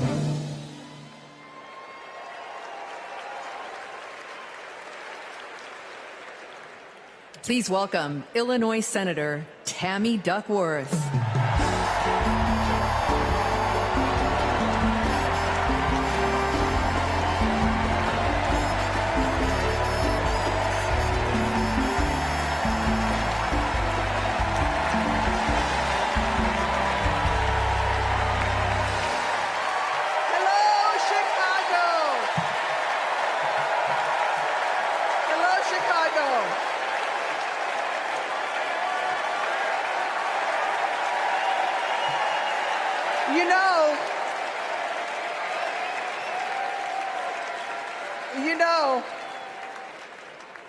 I went to war to protect America's rights and freedoms. So I take it personally when a five-time draft-dodging coward like Donald Trump tries to take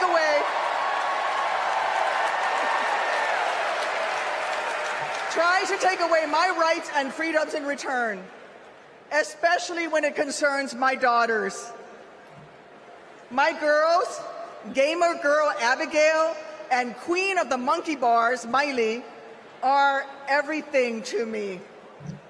But they would never have been born without access to reproductive care. Because after 10 years of struggling with infertility, I was only able to have them through the miracle of IVF. But now, Trump's anti-woman crusade has put other Americans' right to have their own families at risk. Because if they win, Republicans will not stop at banning abortion. They will come for IVF next. They'll prosecute doctors. They will shame and spy on women. And if you think that's far-fetched, just look up what happened in Alabama last year. So let me say to every would-be parent, I see you, I'm with you. And together, in November, we'll send a message to old Cadet Bone Spurs.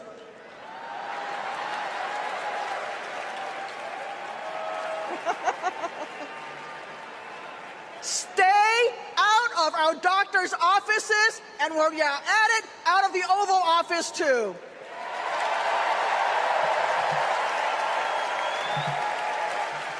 Look, my struggle with infertility was more painful than any wound I earned on the battlefield.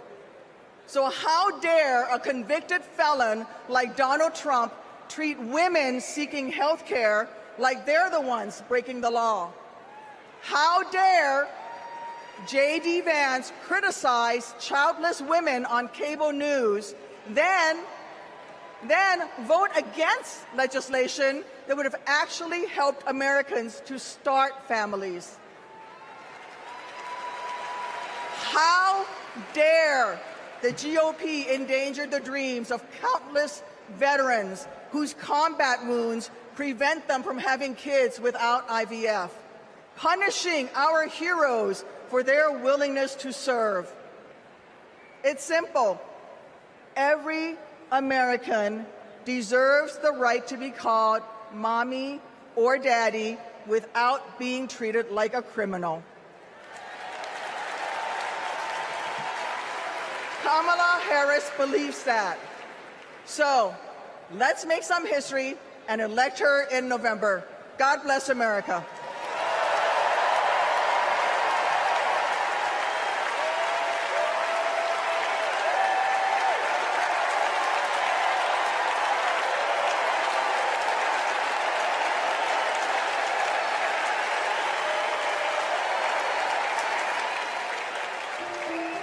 This is my dad, Doug. He was raised in Jersey and moved to LA when he was 16. These are his parents, Barb and Mike. They think he walks on water. This is what he wore to his bar mitzvah. And here's him at summer camp. They voted him most athletic, so he says. This is a photo McDonald's used when he was Employee of the Month. It hung on our wall for years. My dad is a lawyer, a really good one. My mom called him the crisis guy because he was everyone's first call. My parents split when I was in middle school, and that wasn't easy. That's not easy for any kid. But it helped that my parents stayed friends, and we all kept hanging together. We grew closer than ever. And then he met Kamala, the blind date that would dramatically change all of our lives forever. It was my senior year of high school. Elle and I would laugh watching them fall in love, acting like teenagers. In 2014, Kamala became Mamala. She took over Sunday night dinners and taught Doug how to actually cook. Our blended family wasn't used to politics or the spotlight, but when Kamala became senator, we were all excited to step up, especially my dad. Then Kamala became vice president. It felt like Doug was a bit out of place on Capitol Hill. I thought, what is my goofy dad doing here? But he embraced it. He left his practice after being a lawyer for 30 years. That was tough. I was so proud to watch him do it, to stand by her side, an example of true partnership. I just got married myself, and he's inspired me as a new husband. Anyone who really gets close to him knows he's kind, loving, and fiercely protective. I mean, just look at this face.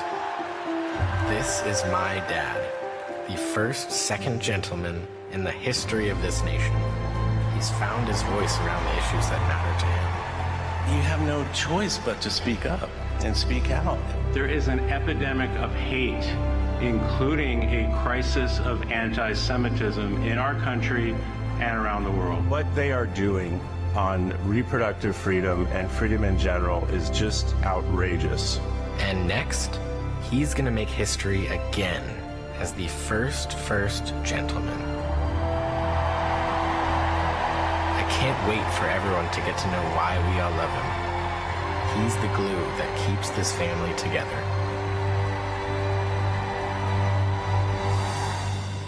We might not look like other families in the White House, but we are ready to represent all families in America.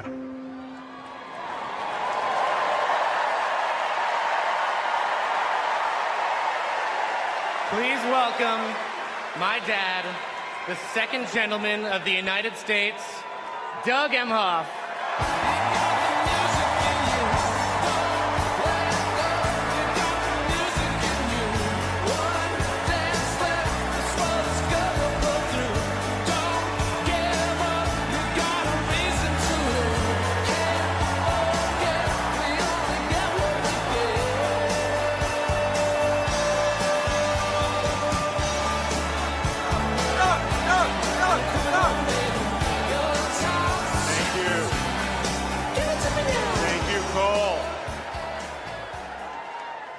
I guess he didn't want me to give this speech. He just...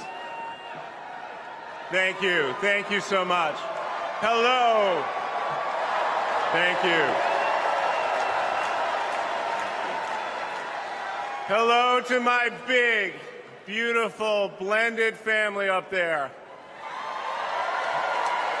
I love you so much. Aren't you proud of Cole? Wow. And a special shout out to my mother. I see you. My mother is the only person in the whole world who thinks Kamala is the lucky one for marrying me. And to Kamala, who, well, we just saw where she is. She's out on the trail listening to and talking with voters. Honey, I can't wait for you to come back to Chicago because we're having a great time here.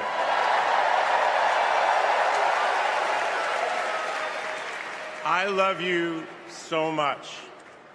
I'm so proud of how you're stepping up for all of us. But that's who she is. Wherever she's needed, however she's needed, Kamala rises to the occasion.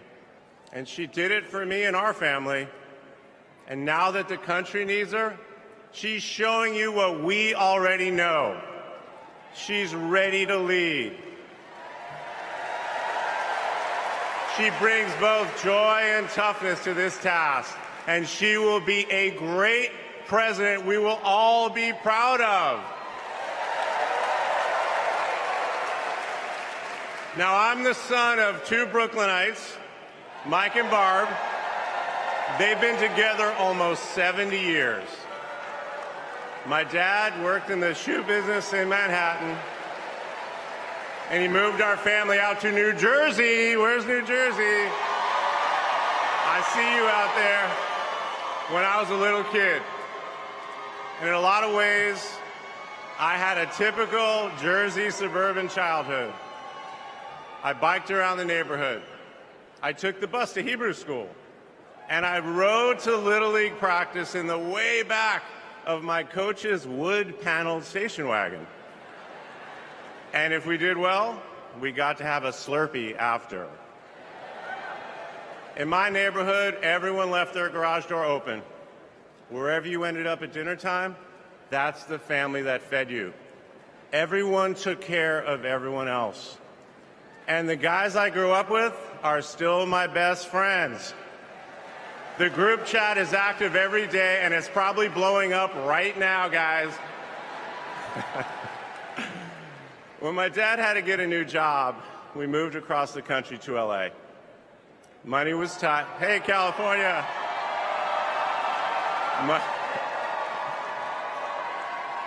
Money was tight, so I worked at McDonald's in high school for some extra cash. Not only was I Employee of the Month, but I still have the framed picture, which you just saw, and there was a ring, golden arches and all. And then I waited tables, parked cars. I was working full-time so I could afford to go to college part-time. And thanks to partial scholarships, student loans, and a little help from my dad, I got myself through law school. And I got my first job as a lawyer, which is also where I met the guys in my fantasy football league. And a lot has changed in our lives since the early 90s, but my team name is still Nirvana. Yes, after the band. I worked hard, and I love being a lawyer. And by the way, I still get to be part of the profession by teaching students at Georgetown Law School. I got married, became a dad to Cole and Ella. Unfortunately, went through a divorce, but eventually started worrying about how I would make it all work. And that's when something unexpected happened. In 2013, I walked into a contentious client meeting. We worked through the issue, and by the end of the meeting, the now happy client offered to set me up on a blind date, which is how I ended up with Kamala Harris's phone number. Now, for generations, people have debated when to call the person you're being set up with. And never in history has anyone suggested 8:30 a.m.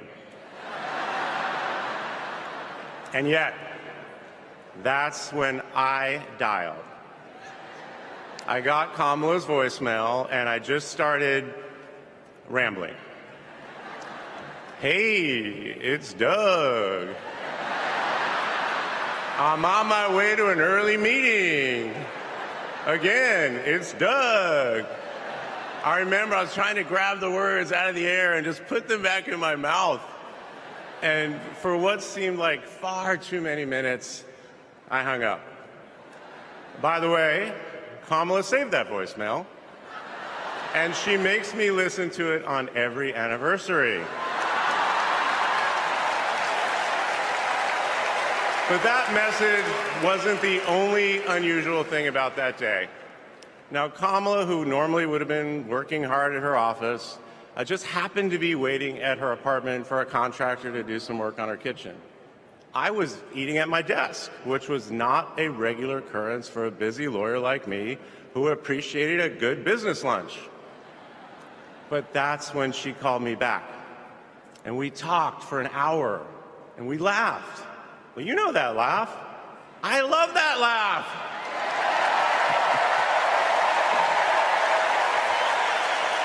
And maybe that counted as our first date. Or maybe it was that Saturday night when I picked her up and told her, buckle up, I'm a really bad driver. Because you can't hide anything from Kamala Harris, so you might as well own it. And as I got to know her better and just fell in love fast, I learned what drives Kamala. And it's what you've seen over these past 4 years, and especially these past 4 weeks. She finds joy in pursuing justice. She stands up to bullies just like my parents taught me to. And she likes to see people do well, but hates when they're treated unfairly.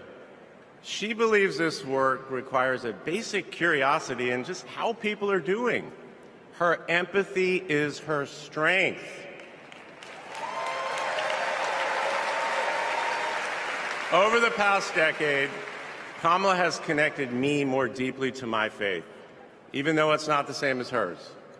She comes to synagogue with me for high holiday services, and I go to church with her for Easter.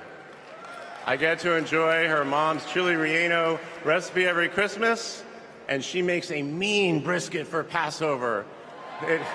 It brings me right back to my grandmother's apartment in Brooklyn. You know, the one with the plastic-covered couches.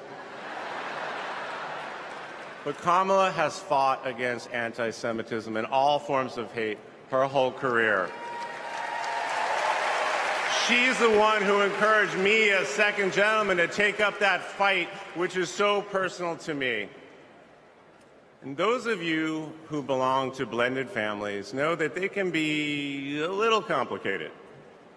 But as soon as our kids started calling her Mamala, I knew we'd be okay.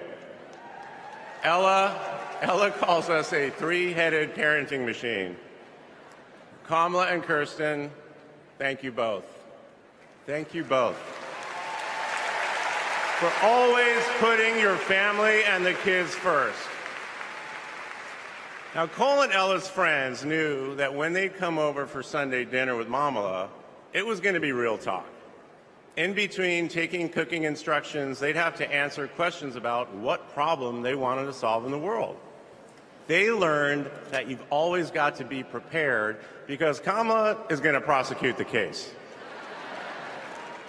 And in the same breath that Cole and Greenlee told us that they were engaged, they asked Kamala to officiate their wedding.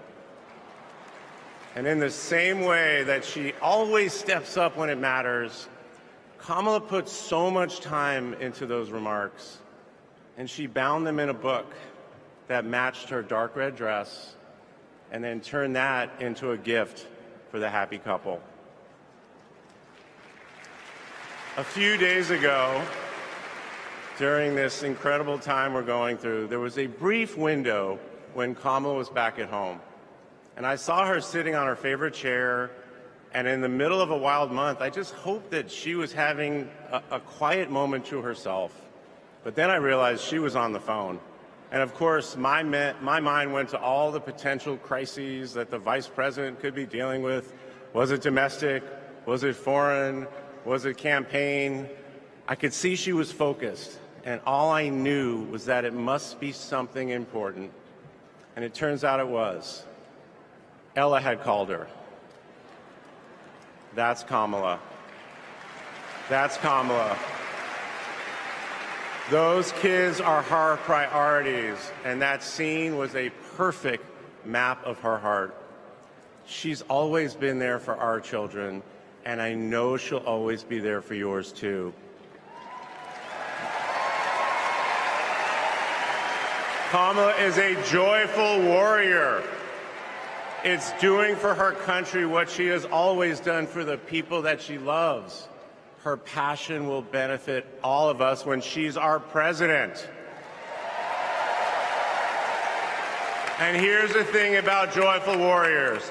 They're still warriors. And Kamala is as tough as it comes. Just ask the criminals, the global gangsters, and the witnesses before the Senate Judiciary Committee. She never runs from a fight. And she knows the best way to deal with a coward is to take him head on. Because we all know cowards are weak, and Kamala Harris can smell weakness. She doesn't tolerate any BS. You've all seen that look, and you know that look I'm talking about. That look is not just a meme. It reflects her true belief in honest and direct leadership. And it's also why she will not be distracted by nonsense. Kamala knows that in order to win, we cannot lose focus. America, in this election, you have to decide who to trust with your family's future. I trusted Kamala with our family's future. It was the best decision I ever made. This Thursday will be our 10th wedding anniversary, which I know it means I'm about to hear that embarrassing voicemail again. However, that's not all I'll be hearing. That same night, I'll be hearing my wife, Kamala Harris, accept your nomination for President of the United States. And with your help, she will lead with joy and toughness, with that laugh and that look, with compassion and conviction. She'll lead from the belief that wherever we come from, whatever we look like, we're strongest when we fight for what we believe in, not just against what we fear. Kamala Harris was exactly the right person for me at an important moment in my life. And at this moment in our nation's history, she is exactly the right president. Thank you so much.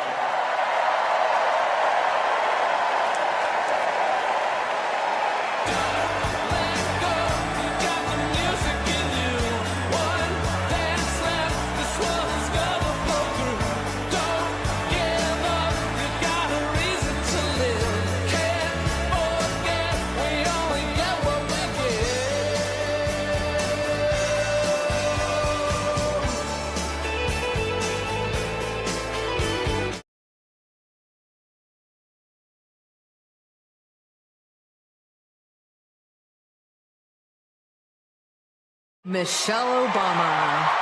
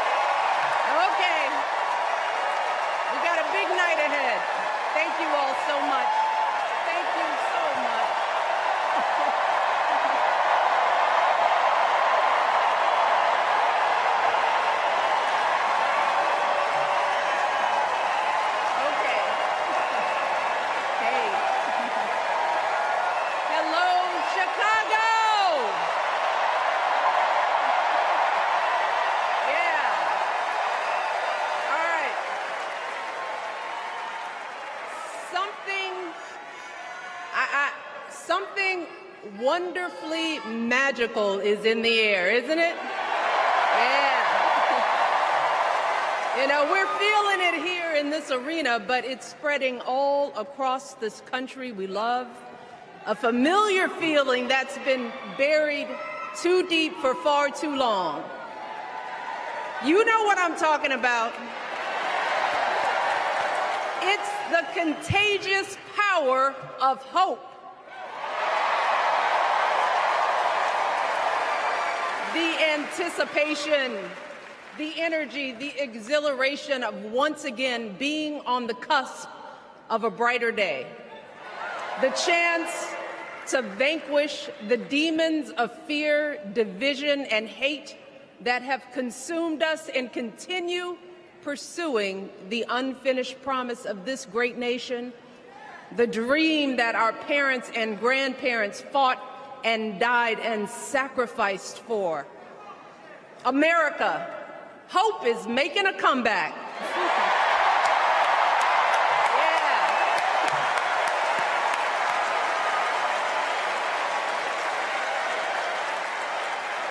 But to be honest, I am realizing that until recently, I have mourned the dimming of that hope. And maybe you've experienced the same feelings. Is that deep pit in my stomach, a palpable sense of dread about the future. And for me, that mourning has also been mixed with my own personal grief. The last time I was here in my hometown was to memorialize my mother, the woman who showed me the meaning of hard work and humility and decency, the woman who set my moral compass high and showed me the power of my own voice. Folks,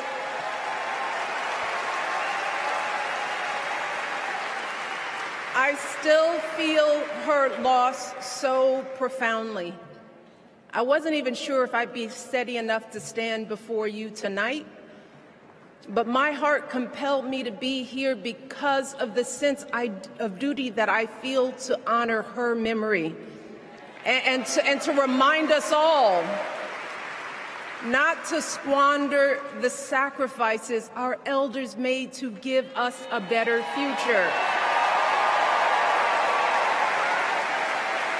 You see, my mom, in her steady, quiet way, lived out that striving sense of hope every single day of her life. She believed that all children, all people have value, that anyone can succeed if given the opportunity. She and my father didn't aspire to be wealthy. In fact, they were suspicious of folks who took more than they needed. They understood that it wasn't enough for their kids to thrive if everyone else around us was drowning. So my mother volunteered at the local school. She always looked out for the other kids on the block. She was glad to do the thankless, unglamorous work that for generations has strengthened the fabric of this nation. The belief that if you do unto others, if you love thy neighbor, if you work and scrape and sacrifice, it will pay off. If not for you, then maybe for your children or your grandchildren. You see, those values have been passed on through family farms and factory towns, through tree-lined streets and crowded tenements, through prayer groups and National Guard units and social studies classrooms. Those were the values my mother poured into me until her very last breath. Kamala Harris and I built our lives on those same foundational values. Even though our mothers grew up an ocean apart, they shared the same belief in the promise of this country. That's why her mother moved here from India at 19. It's why she taught Kamala about justice, about the obligation to lift others up, about our responsibility to give more than we take. She'd often tell her daughter, "Don't sit around and complain about things, do something." So, with that voice in her head, Kamala went out and she worked hard in school, graduating from an HBCU, earning her law degree at a state school. And then she went on to work for the people, fighting to hold lawbreakers accountable, strengthening the rule of law, fighting to get folks better wages, cheaper prescription drugs, a good education, decent health care, child care, elder care. From a middle-class household, Kamala worked her way up to become Vice President of the United States of America. My girl, Kamala Harris, is more than ready for this moment. She is one of the most qualified people ever to seek the office of the presidency. And she is one of the most dignified. A tribute to her mother, to my mother, and to your mother, too. The embodiment of the stories we tell ourselves about this country. Her story is your story. It's my story. It's the story of the vast majority of Americans trying to build a better life. Look, Kamala knows, like we do, that regardless of where you come from, what you look like, who you love, how you worship, or what's in your bank account, we all deserve the opportunity to build a decent life. All of our contributions deserve to be accepted and valued. Because no one has a monopoly on what it means to be an American. No one.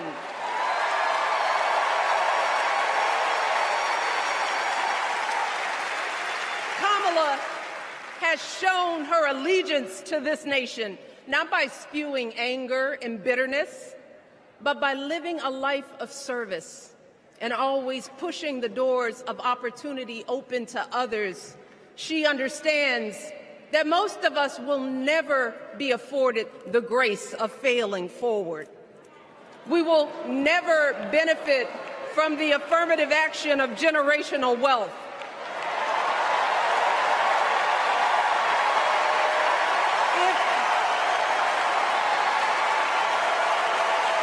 If we bankrupt a business or choke in a crisis, we don't get a second, third, or fourth chance. If things don't go our way, we don't have the luxury of whining or cheating others to get further ahead. No. We don't get to change the rules so we always win. If we see a mountain in front of us, we don't expect there to be an escalator waiting to take us to the top. No.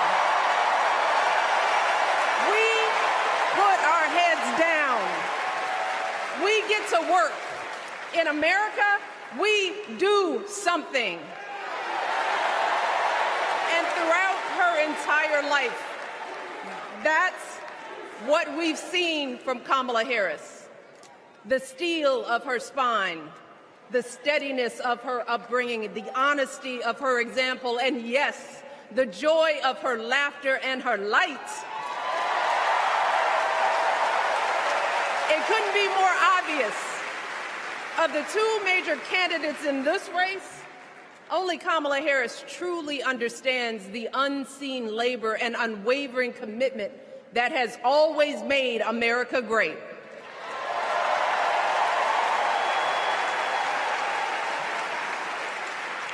Now, unfortunately, we know what comes next. We know folks are going to do everything they can to distort her truth. My husband and I sadly know a little something about this. For years, Donald Trump did everything in his power to try to make people fear us. See, his limited, narrow view of the world made him feel threatened by the existence of two hard-working, highly educated, successful people who happen to be black.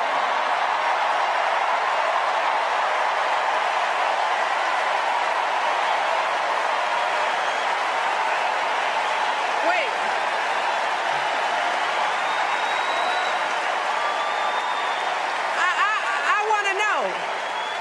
I want to know. Who's going to tell him that the job he's currently seeking might just be one of those black jobs?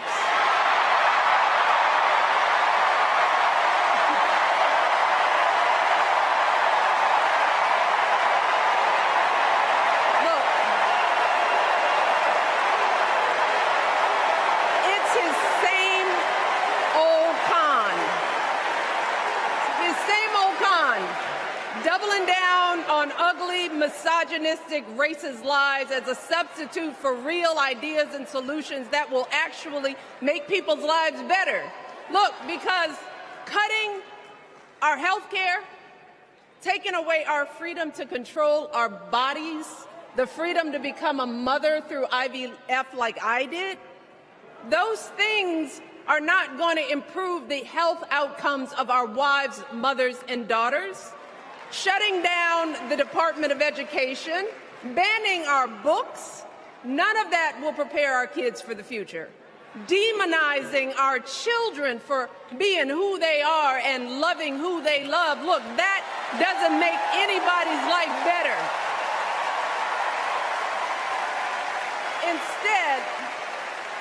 Instead, it only makes us small. And let me tell you this, going small is never the answer. Going small is the opposite of what we teach our kids. Going small is petty, it's unhealthy, and quite frankly, it's unpresidential.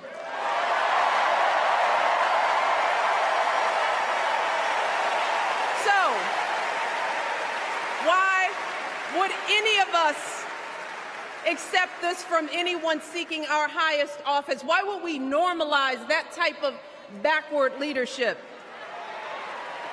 Doing so only demeans and cheapens our politics.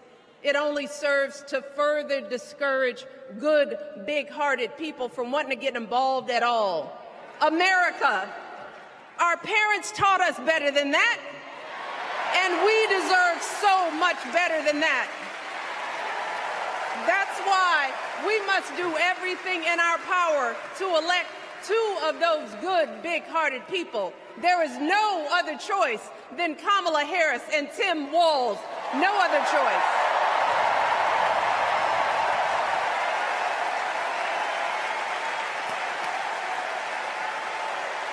But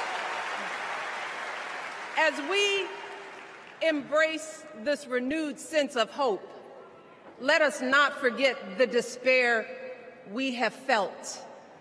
Let us not forget what we are up against. Yes, Kamala and Tim are doing great now. We're loving it. They're packing arenas across the country. Folks are energized. We are feeling good. But remember, there are still so many people who are desperate for a different outcome, who are ready to question and criticize every move Kamala makes, who are eager to spread those lies, who don't want to vote for a woman, who will continue to prioritize building their wealth over ensuring that everyone has enough. So no matter how good we feel tonight or tomorrow or the next day, this is going to be an uphill battle. So folks, we cannot be our own worst enemies. No. See, because the minute something goes wrong, the minute a lie takes hold, folks, we cannot start wringing our hands. We cannot get a Goldilocks complex about whether everything is just right. And we cannot indulge our anxieties about whether this country will elect someone like Kamala instead of doing everything we can to get someone like Kamala elected.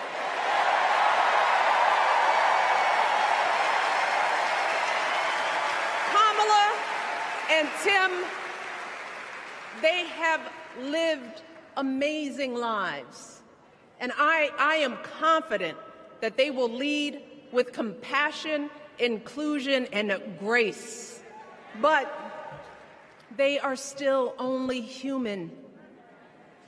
They are not perfect. And like all of us, they will make mistakes. But luckily, y'all, this is not just on them. No, this is up to us, all of us, to be the solution that we seek.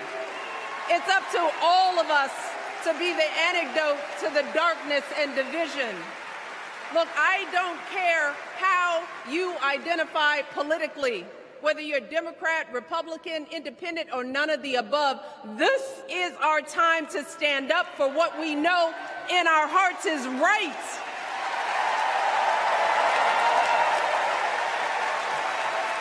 To stand up, not just for our basic freedoms, but for decency and humanity, for basic respect, dignity, and empathy, for the values at the very foundation of this democracy. It's up to us to remember what Kamala's mother told her. Don't just sit around and complain, do something. So if they lie about her, and they will, we've got to do something.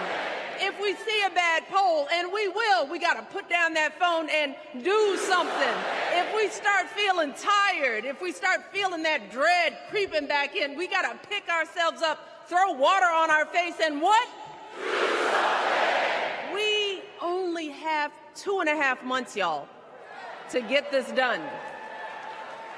Only 11 weeks to make sure every single person we know is registered and has a voting plan. So we cannot afford for anyone America to sit on their hands and wait to be called. Don't complain if no one from the campaign has specifically reached out to you to ask you for your support. There is simply no time for that kind of foolishness. You know what you need to do. So, consider this to be your official ask. Michelle Obama is asking you, no, I'm telling y'all to do something.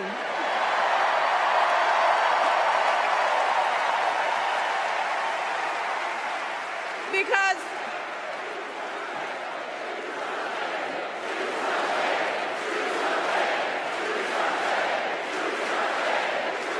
you all, this election is going to be close. In some states, just a handful, listen to me, a handful of votes in every precinct could decide the winner. So we need to vote in numbers that erase any doubt. We need to overwhelm any effort to suppress us. Our fate is in our hands.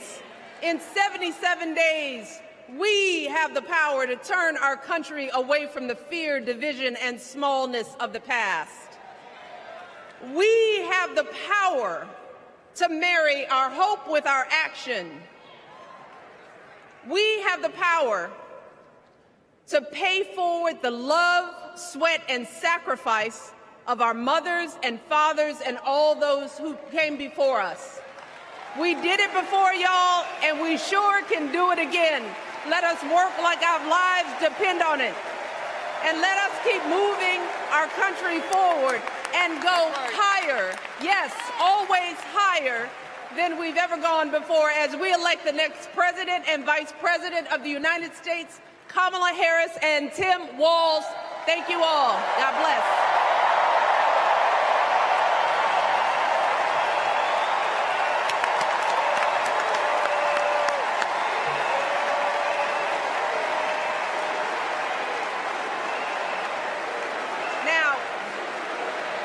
Before I go, I have one more job tonight.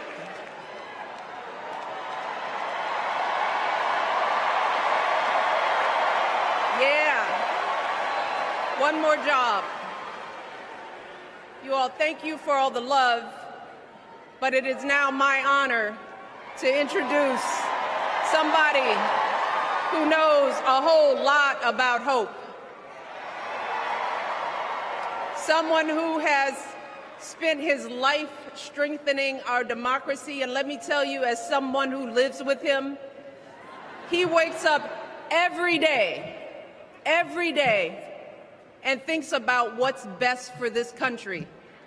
Please welcome America's 44th President and the love of my life, Barack Obama.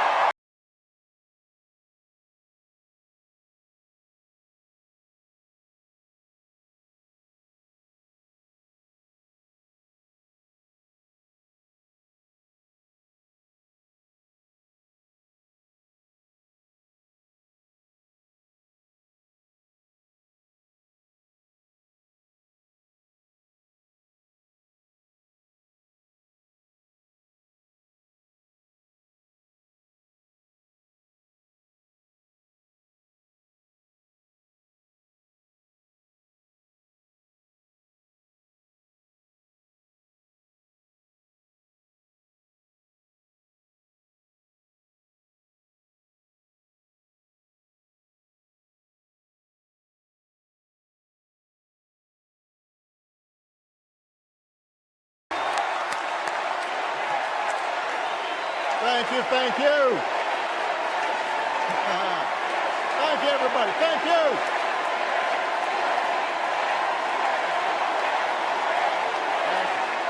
Thank you.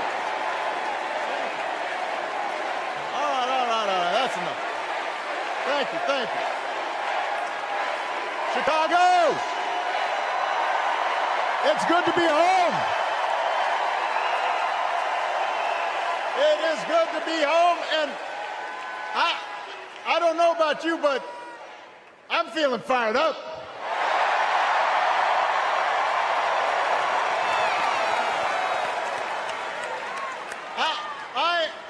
feeling ready to go,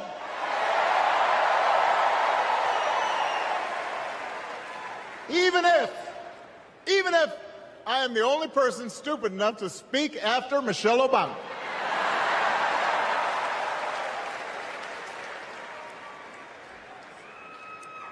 I am feeling hopeful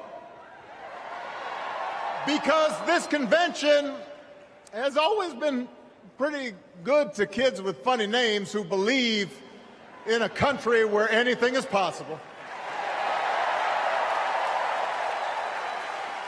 Because we have a chance to elect someone who has spent her entire life trying to give people the same chances America gave her. Someone who sees you and hears you and will get up every single day and fight for you.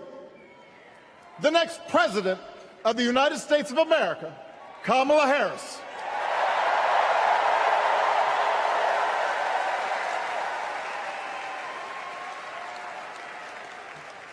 It's been 16 years since I had the honor of accepting this party's nomination for president.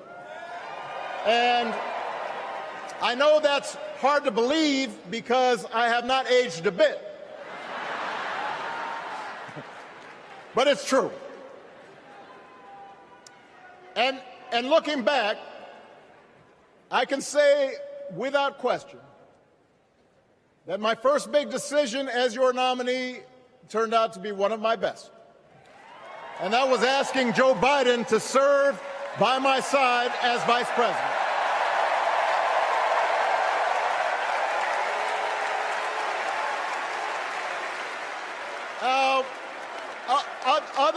Other than some common Irish blood,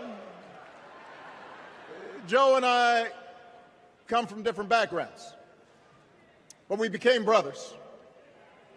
And as we worked together for 8, sometimes pretty tough years, what I came to admire most about Joe wasn't just his smarts, his experience.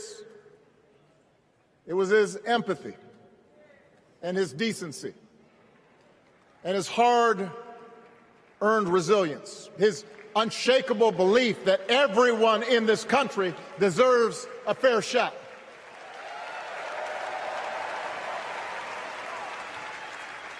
And over the last 4 years, those are the values America has needed most.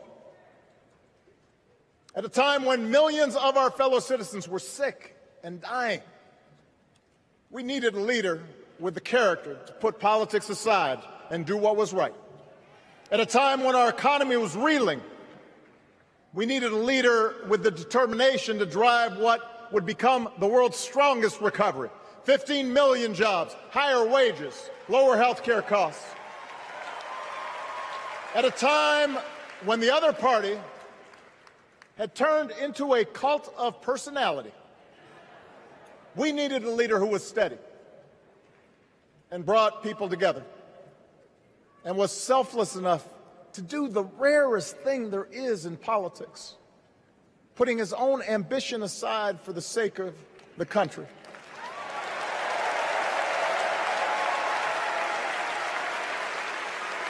History will remember Joe Biden as an outstanding president who defended democracy at a moment of great danger. And I am proud to call him my president, but I am even prouder to call him my friend.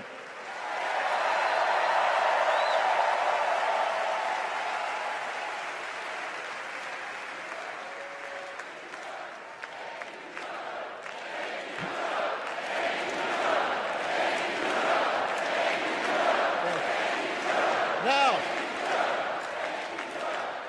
the torch has been passed. Now it is up to all of us to fight for the America we believe in. And make no mistake, it will be a fight. For all the incredible energy we've been able to generate over the last few weeks, for all the rallies and the memes, this will still be a tight race in a closely divided country. A country where too many Americans are still struggling. Where a lot of Americans don't believe government can help. And as we gather here tonight, the people who will decide this election are asking a very simple question. Who will fight for me? Who's thinking about my future, about my children's future, about our future together? One thing is for certain, Donald Trump is not losing sleep over that question.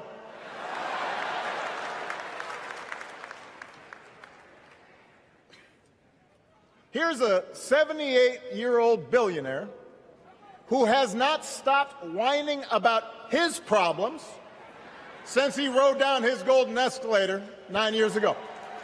It has been a constant stream of gripes and grievances that's actually been getting worse now that he's afraid of losing to Kamala. There's the childish nicknames, the crazy conspiracy theories, this weird obsession with crowd sizes.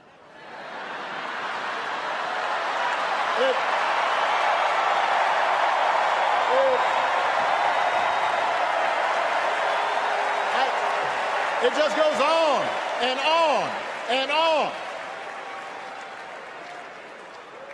The other day I heard someone compare Trump to the neighbor who keeps running his leaf blower outside your window every minute of every day.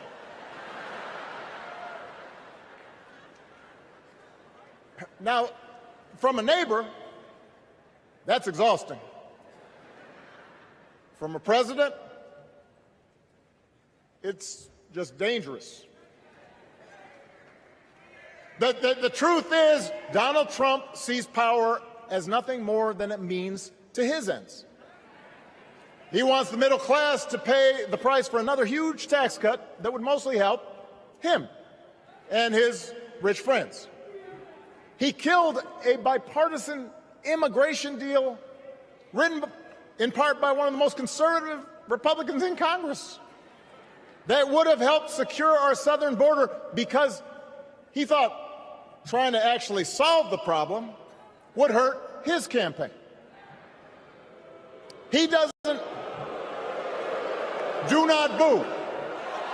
Vote.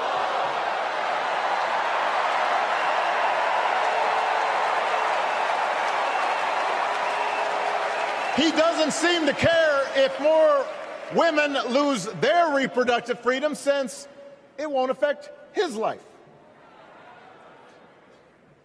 And most of all, Donald Trump wants us to think that this country is hopelessly divided between us and them, between the real Americans, who of course support him, and the outsiders who don't. And he wants you to think that you'll be richer and safer if you will just give him the power to put those other people back in their place. It is one of the oldest tricks in politics from a guy whose act has, let's face it, gotten pretty stale. We do not need 4 more years of bluster and bumbling and chaos. We have seen that movie before, and we all know that the sequel is usually worse.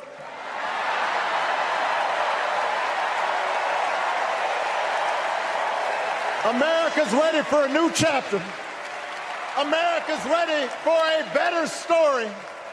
We are ready for a President Kamala Harris.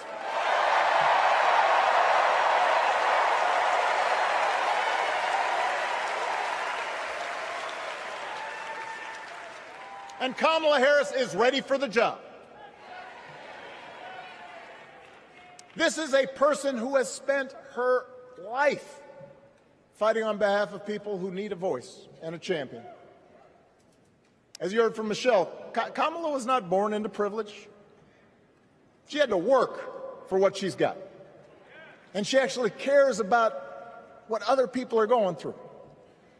She's not the neighbor running the leaf blower. She's the neighbor rushing over to help when you need a hand. As a prosecutor, Kamala stood up for children who had been victims of sexual abuse. As an attorney general of the most populous state in the country, she fought big banks and for-profit colleges, securing billions of dollars for the people they had scammed. After the home mortgage crisis, she pushed me and my administration hard to make sure homeowners got a fair settlement. Didn't matter that I was a Democrat. Didn't matter that she had knocked on doors for my campaign in Iowa. She was going to fight to get as much relief as possible for the families who deserved it.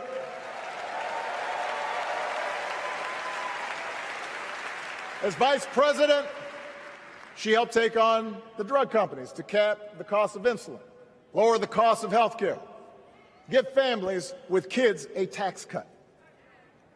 And she is running for president with real plans to lower costs even more and protect Medicare and Medicaid and sign a law to guarantee every woman's right to make her own health care decisions.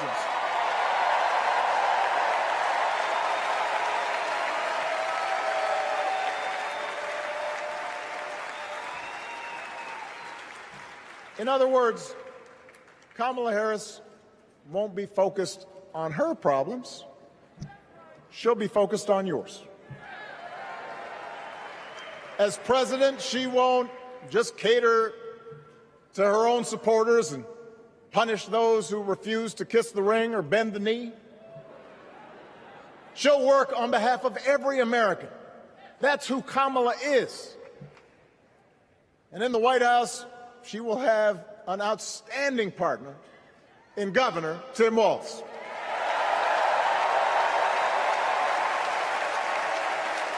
Let me tell you something. Let me tell you something. I love this guy. Tim is the kind of person who should be in politics. Born in a small town, served his country, taught kids, coached football, took care of his neighbors. He knows who he is, and he knows what's important. You can tell those flannel shirts he wears don't come from some political consultant. They come from his closet, and they have been through some stuff.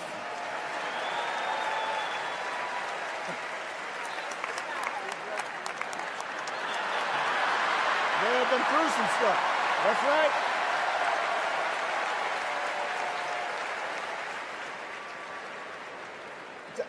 Together, Kamala and Tim have kept faith with America's central story. A story that says we are all created equal. All of us endowed with certain inalienable rights, that everyone deserves a chance, that even when we don't agree with each other, we can find a way to live with each other. That's Kamala's vision. That's Tim's vision. That's the Democratic Party's vision. And our job over the next 11 weeks is to convince as many people as possible to vote for that vision. Now, it won't be easy. The other side knows it's easier to play on people's fears and cynicism, always has been. They will tell you that government is inherently corrupt, that sacrifice and generosity are for suckers. And since the game is rigged, it's okay to take what you want and just look after your own. That's the easy path. We have a different task. Our job is to convince people that democracy can actually deliver. And in doing that, we can't just point to what we've already accomplished. We can't just rely on the ideas of the past. We need to chart a new way forward to meet the challenges of today. And Kamala understands this.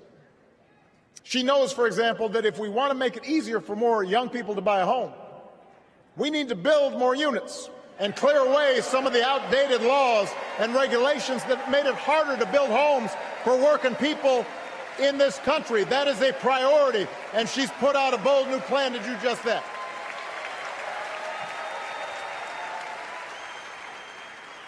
On health care, we should all be proud of the enormous progress that we've made through the Affordable Care Act,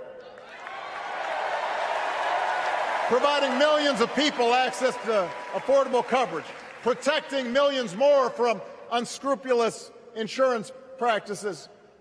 I noticed, by the way, that since it's become popular, they don't call it Obamacare no more.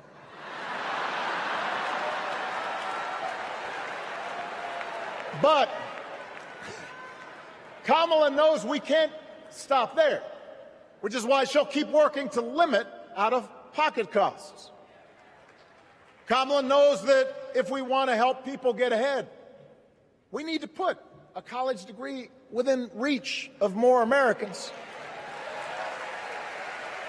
But she also knows college shouldn't be the only ticket to the middle class. We need to follow the lead of governors like Tim Walz, who said, if you've got the skills and the drive, you shouldn't need a degree to work for state government. And in this new economy, we need a president who actually cares about the millions of people all across this country who wake up every single day to do the essential, often thankless work, to care for our sick, to clean our streets, to deliver our packages. We need a president who will stand up for their right to bargain for better wages and working conditions. And Kamala will be that president.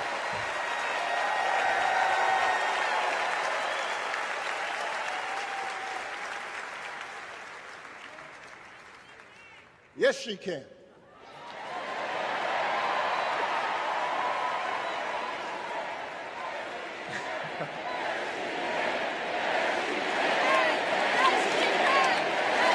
Yes, she can.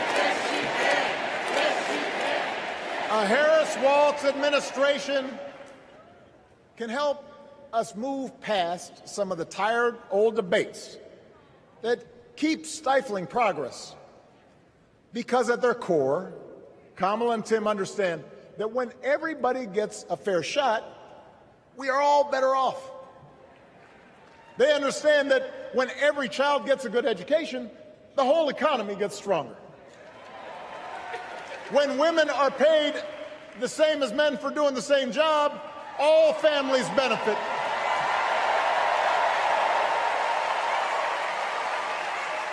They understand that we can secure our borders without tearing kids away from their parents, just like we can keep our streets safe while also building trust between law enforcement and the communities they serve and eliminating bias. That will make it better for everybody.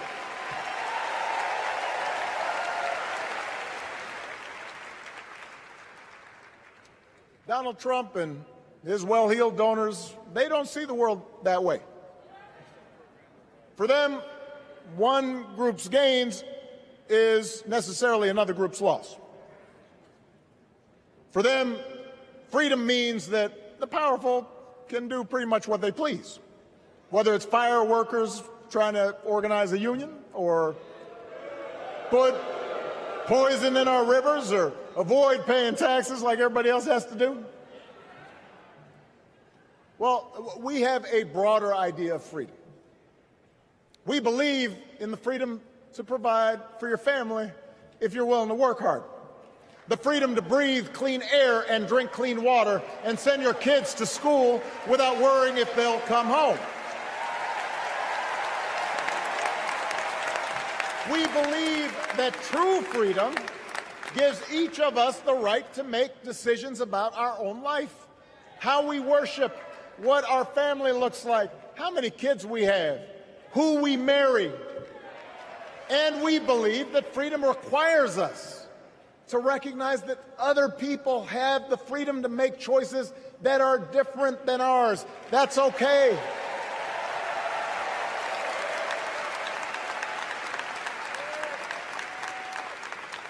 That's the America Kamala Harris and Tim Walz believe in.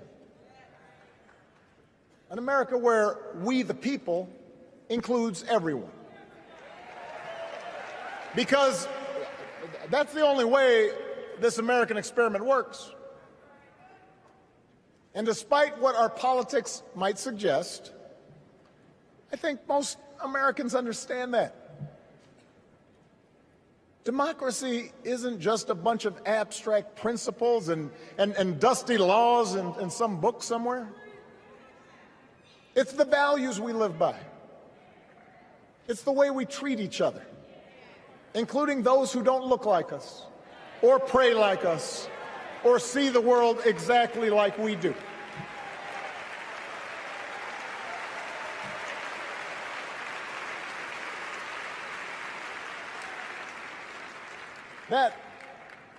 That sense of mutual respect has to be part of our message. Our politics have become so polarized these days that all of us across the political spectrum seem so quick to assume the worst in others, unless they agree with us on every single issue. We start thinking that the only way to win is to scold and shame and out-yell the other side. And after a while, regular folks just tune out, or they don't bother to vote. Now, that approach may work for the politicians who just want attention and thrive on division, but it won't work for us. To make progress on the things we care about, the things that really affect people's lives, we need to remember that we've all got our blind spots and contradictions and prejudices, and that if we want to win over those who aren't yet ready to support our candidates, we need to listen to their concerns and maybe learn something in the process. After all, if a parent or grandparent occasionally says something that makes us cringe, we don't automatically assume they're bad people. We recognize that the world is moving fast, that they need time and maybe a little encouragement to catch up. Our fellow citizens deserve the same grace we hope they'll extend to us.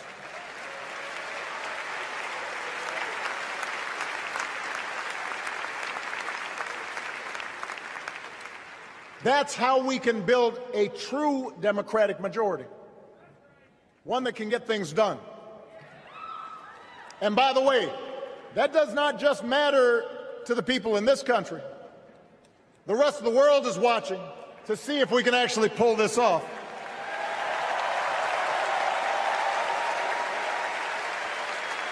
No nation, no society has ever tried to build a democracy as big and as diverse as ours before. One that includes people that over decades have come from every corner of the globe. One where our allegiances and our community are defined not by race or blood, but by a common creed. And that's why when we uphold our values, the world's a little brighter. When we don't, the world's a little dimmer, and dictators and autocrats feel emboldened. And over time, we become less safe. We shouldn't be the world's policemen, and we can't eradicate every cruelty and injustice in the world. But America can be and must be a force for good, discouraging conflict, fighting disease, promoting human rights, protecting the planet from climate change, defending freedom, brokering peace. That's what Kamala Harris believes, and so do most Americans.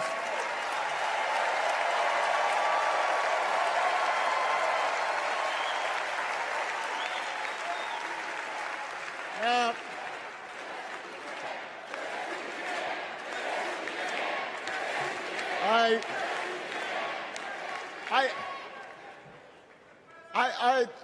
I know these ideas can feel pretty naive right now.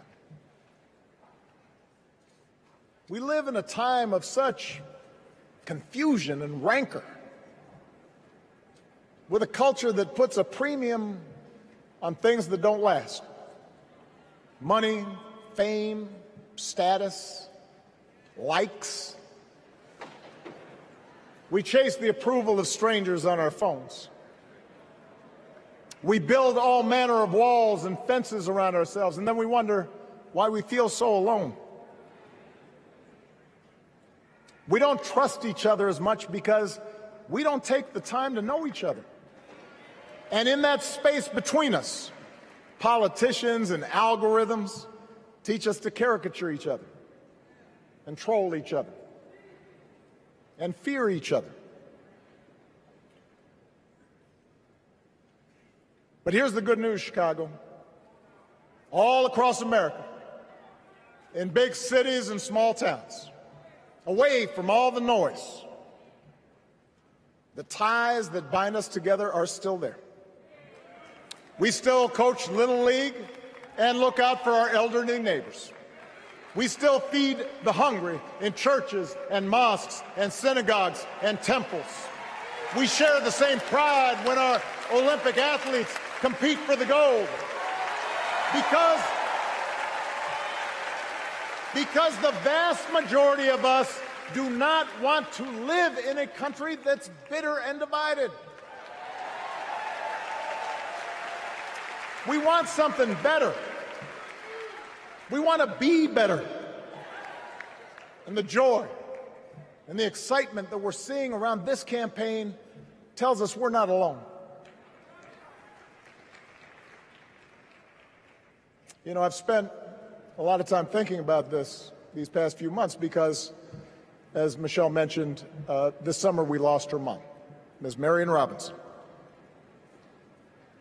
And I don't know that anybody has ever loved their mother-in-law any more than I love mine. Mostly it's because she was funny and wise and the least pretentious person I knew. That, and she always defended me with Michelle when I messed up. I'd hide behind her.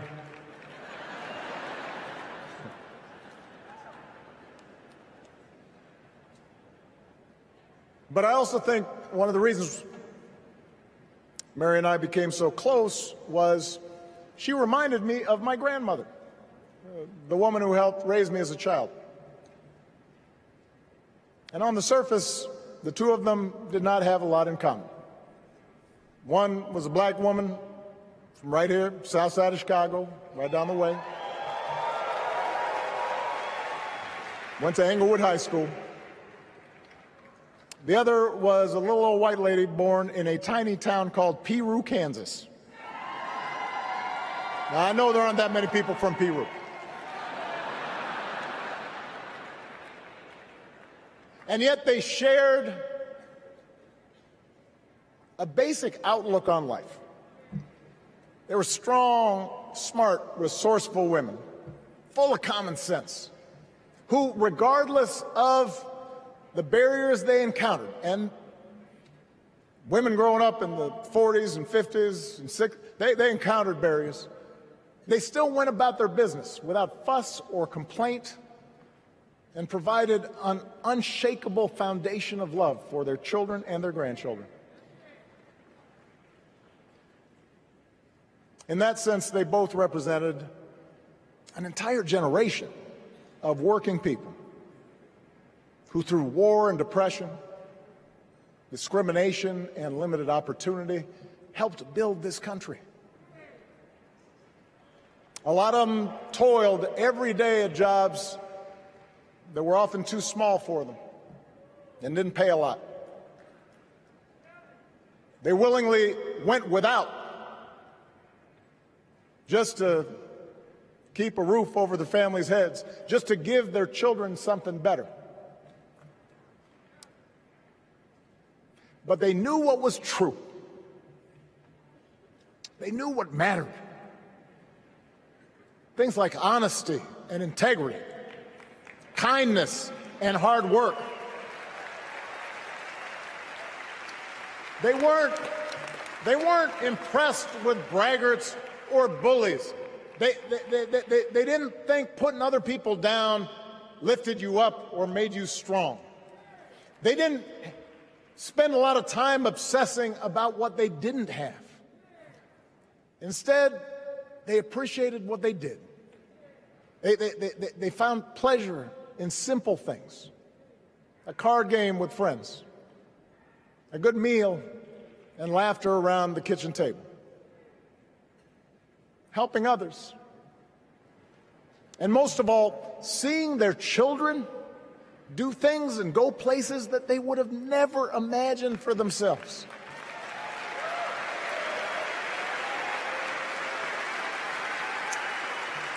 Whether you are a Democrat or a Republican or somewhere in between, we have all had people like that in our lives. People like Kamala's parents, who crossed oceans because they believed in the promise of America. People like Tim's parents, who taught him about the importance of service. Good, hard-working people who weren't famous or powerful, but who managed in countless ways to leave this country just a little bit better than they found it. As much as any policy or program, I believe that's what we yearn for. A return to an America where we work together and look out for each other. A restoration of what Lincoln called, on the eve of civil war, our bonds of affection. An America that taps what he called the better angels of our nature. That is what this election is about. And I believe that's why, if we each do our part over the next 77 days, if we knock on doors, if we make phone calls, if we talk to our friends, if we listen to our neighbors, if we work like we've never worked before, if we hold firm to our convictions, we will elect Kamala Harris as the next President of the United States, and Tim Walz as the next Vice President of the United States. We will elect leaders up and down the ballot who will fight for the hopeful, forward-looking America we all believe in, and together we too will build a country that is more secure and more just, more equal, and more free. So let's get to work. God bless you. And God bless the United States of America.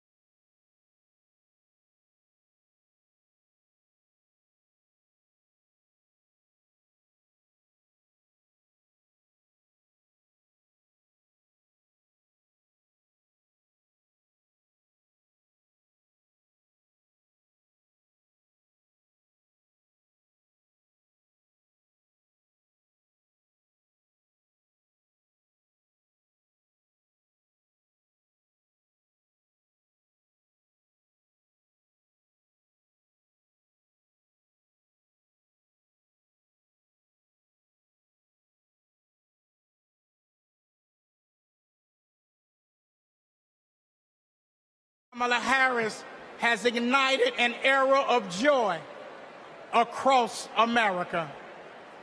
Tonight, we thank you that even in the darkest of our pessimistic nights, love has not failed us and hope has stood its ground. We who gather do so with audacity to believe that there will be compassion in America.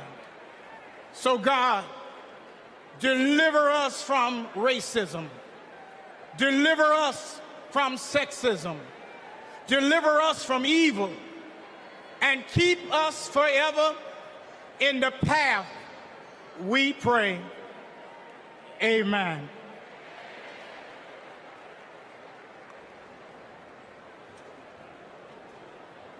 It is now time to pray to the Lord. Let us pray to the Lord.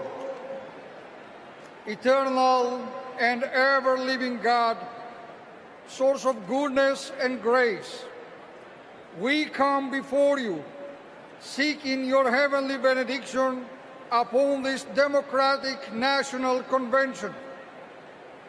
Grant unto the nominee for President of these United States, Vice President Kamala Harris, and her running mate, Governor Tim Walz, to pursue the highest offices in the land with love, with hope, and with faith in our nation. Grant unto the delegates to engage with their fellow citizens in a spirit of joy and duty, always seeking the best for our country. We also ask special blessings upon President Joseph Biden, First Lady Jill Biden, and their family, for he has given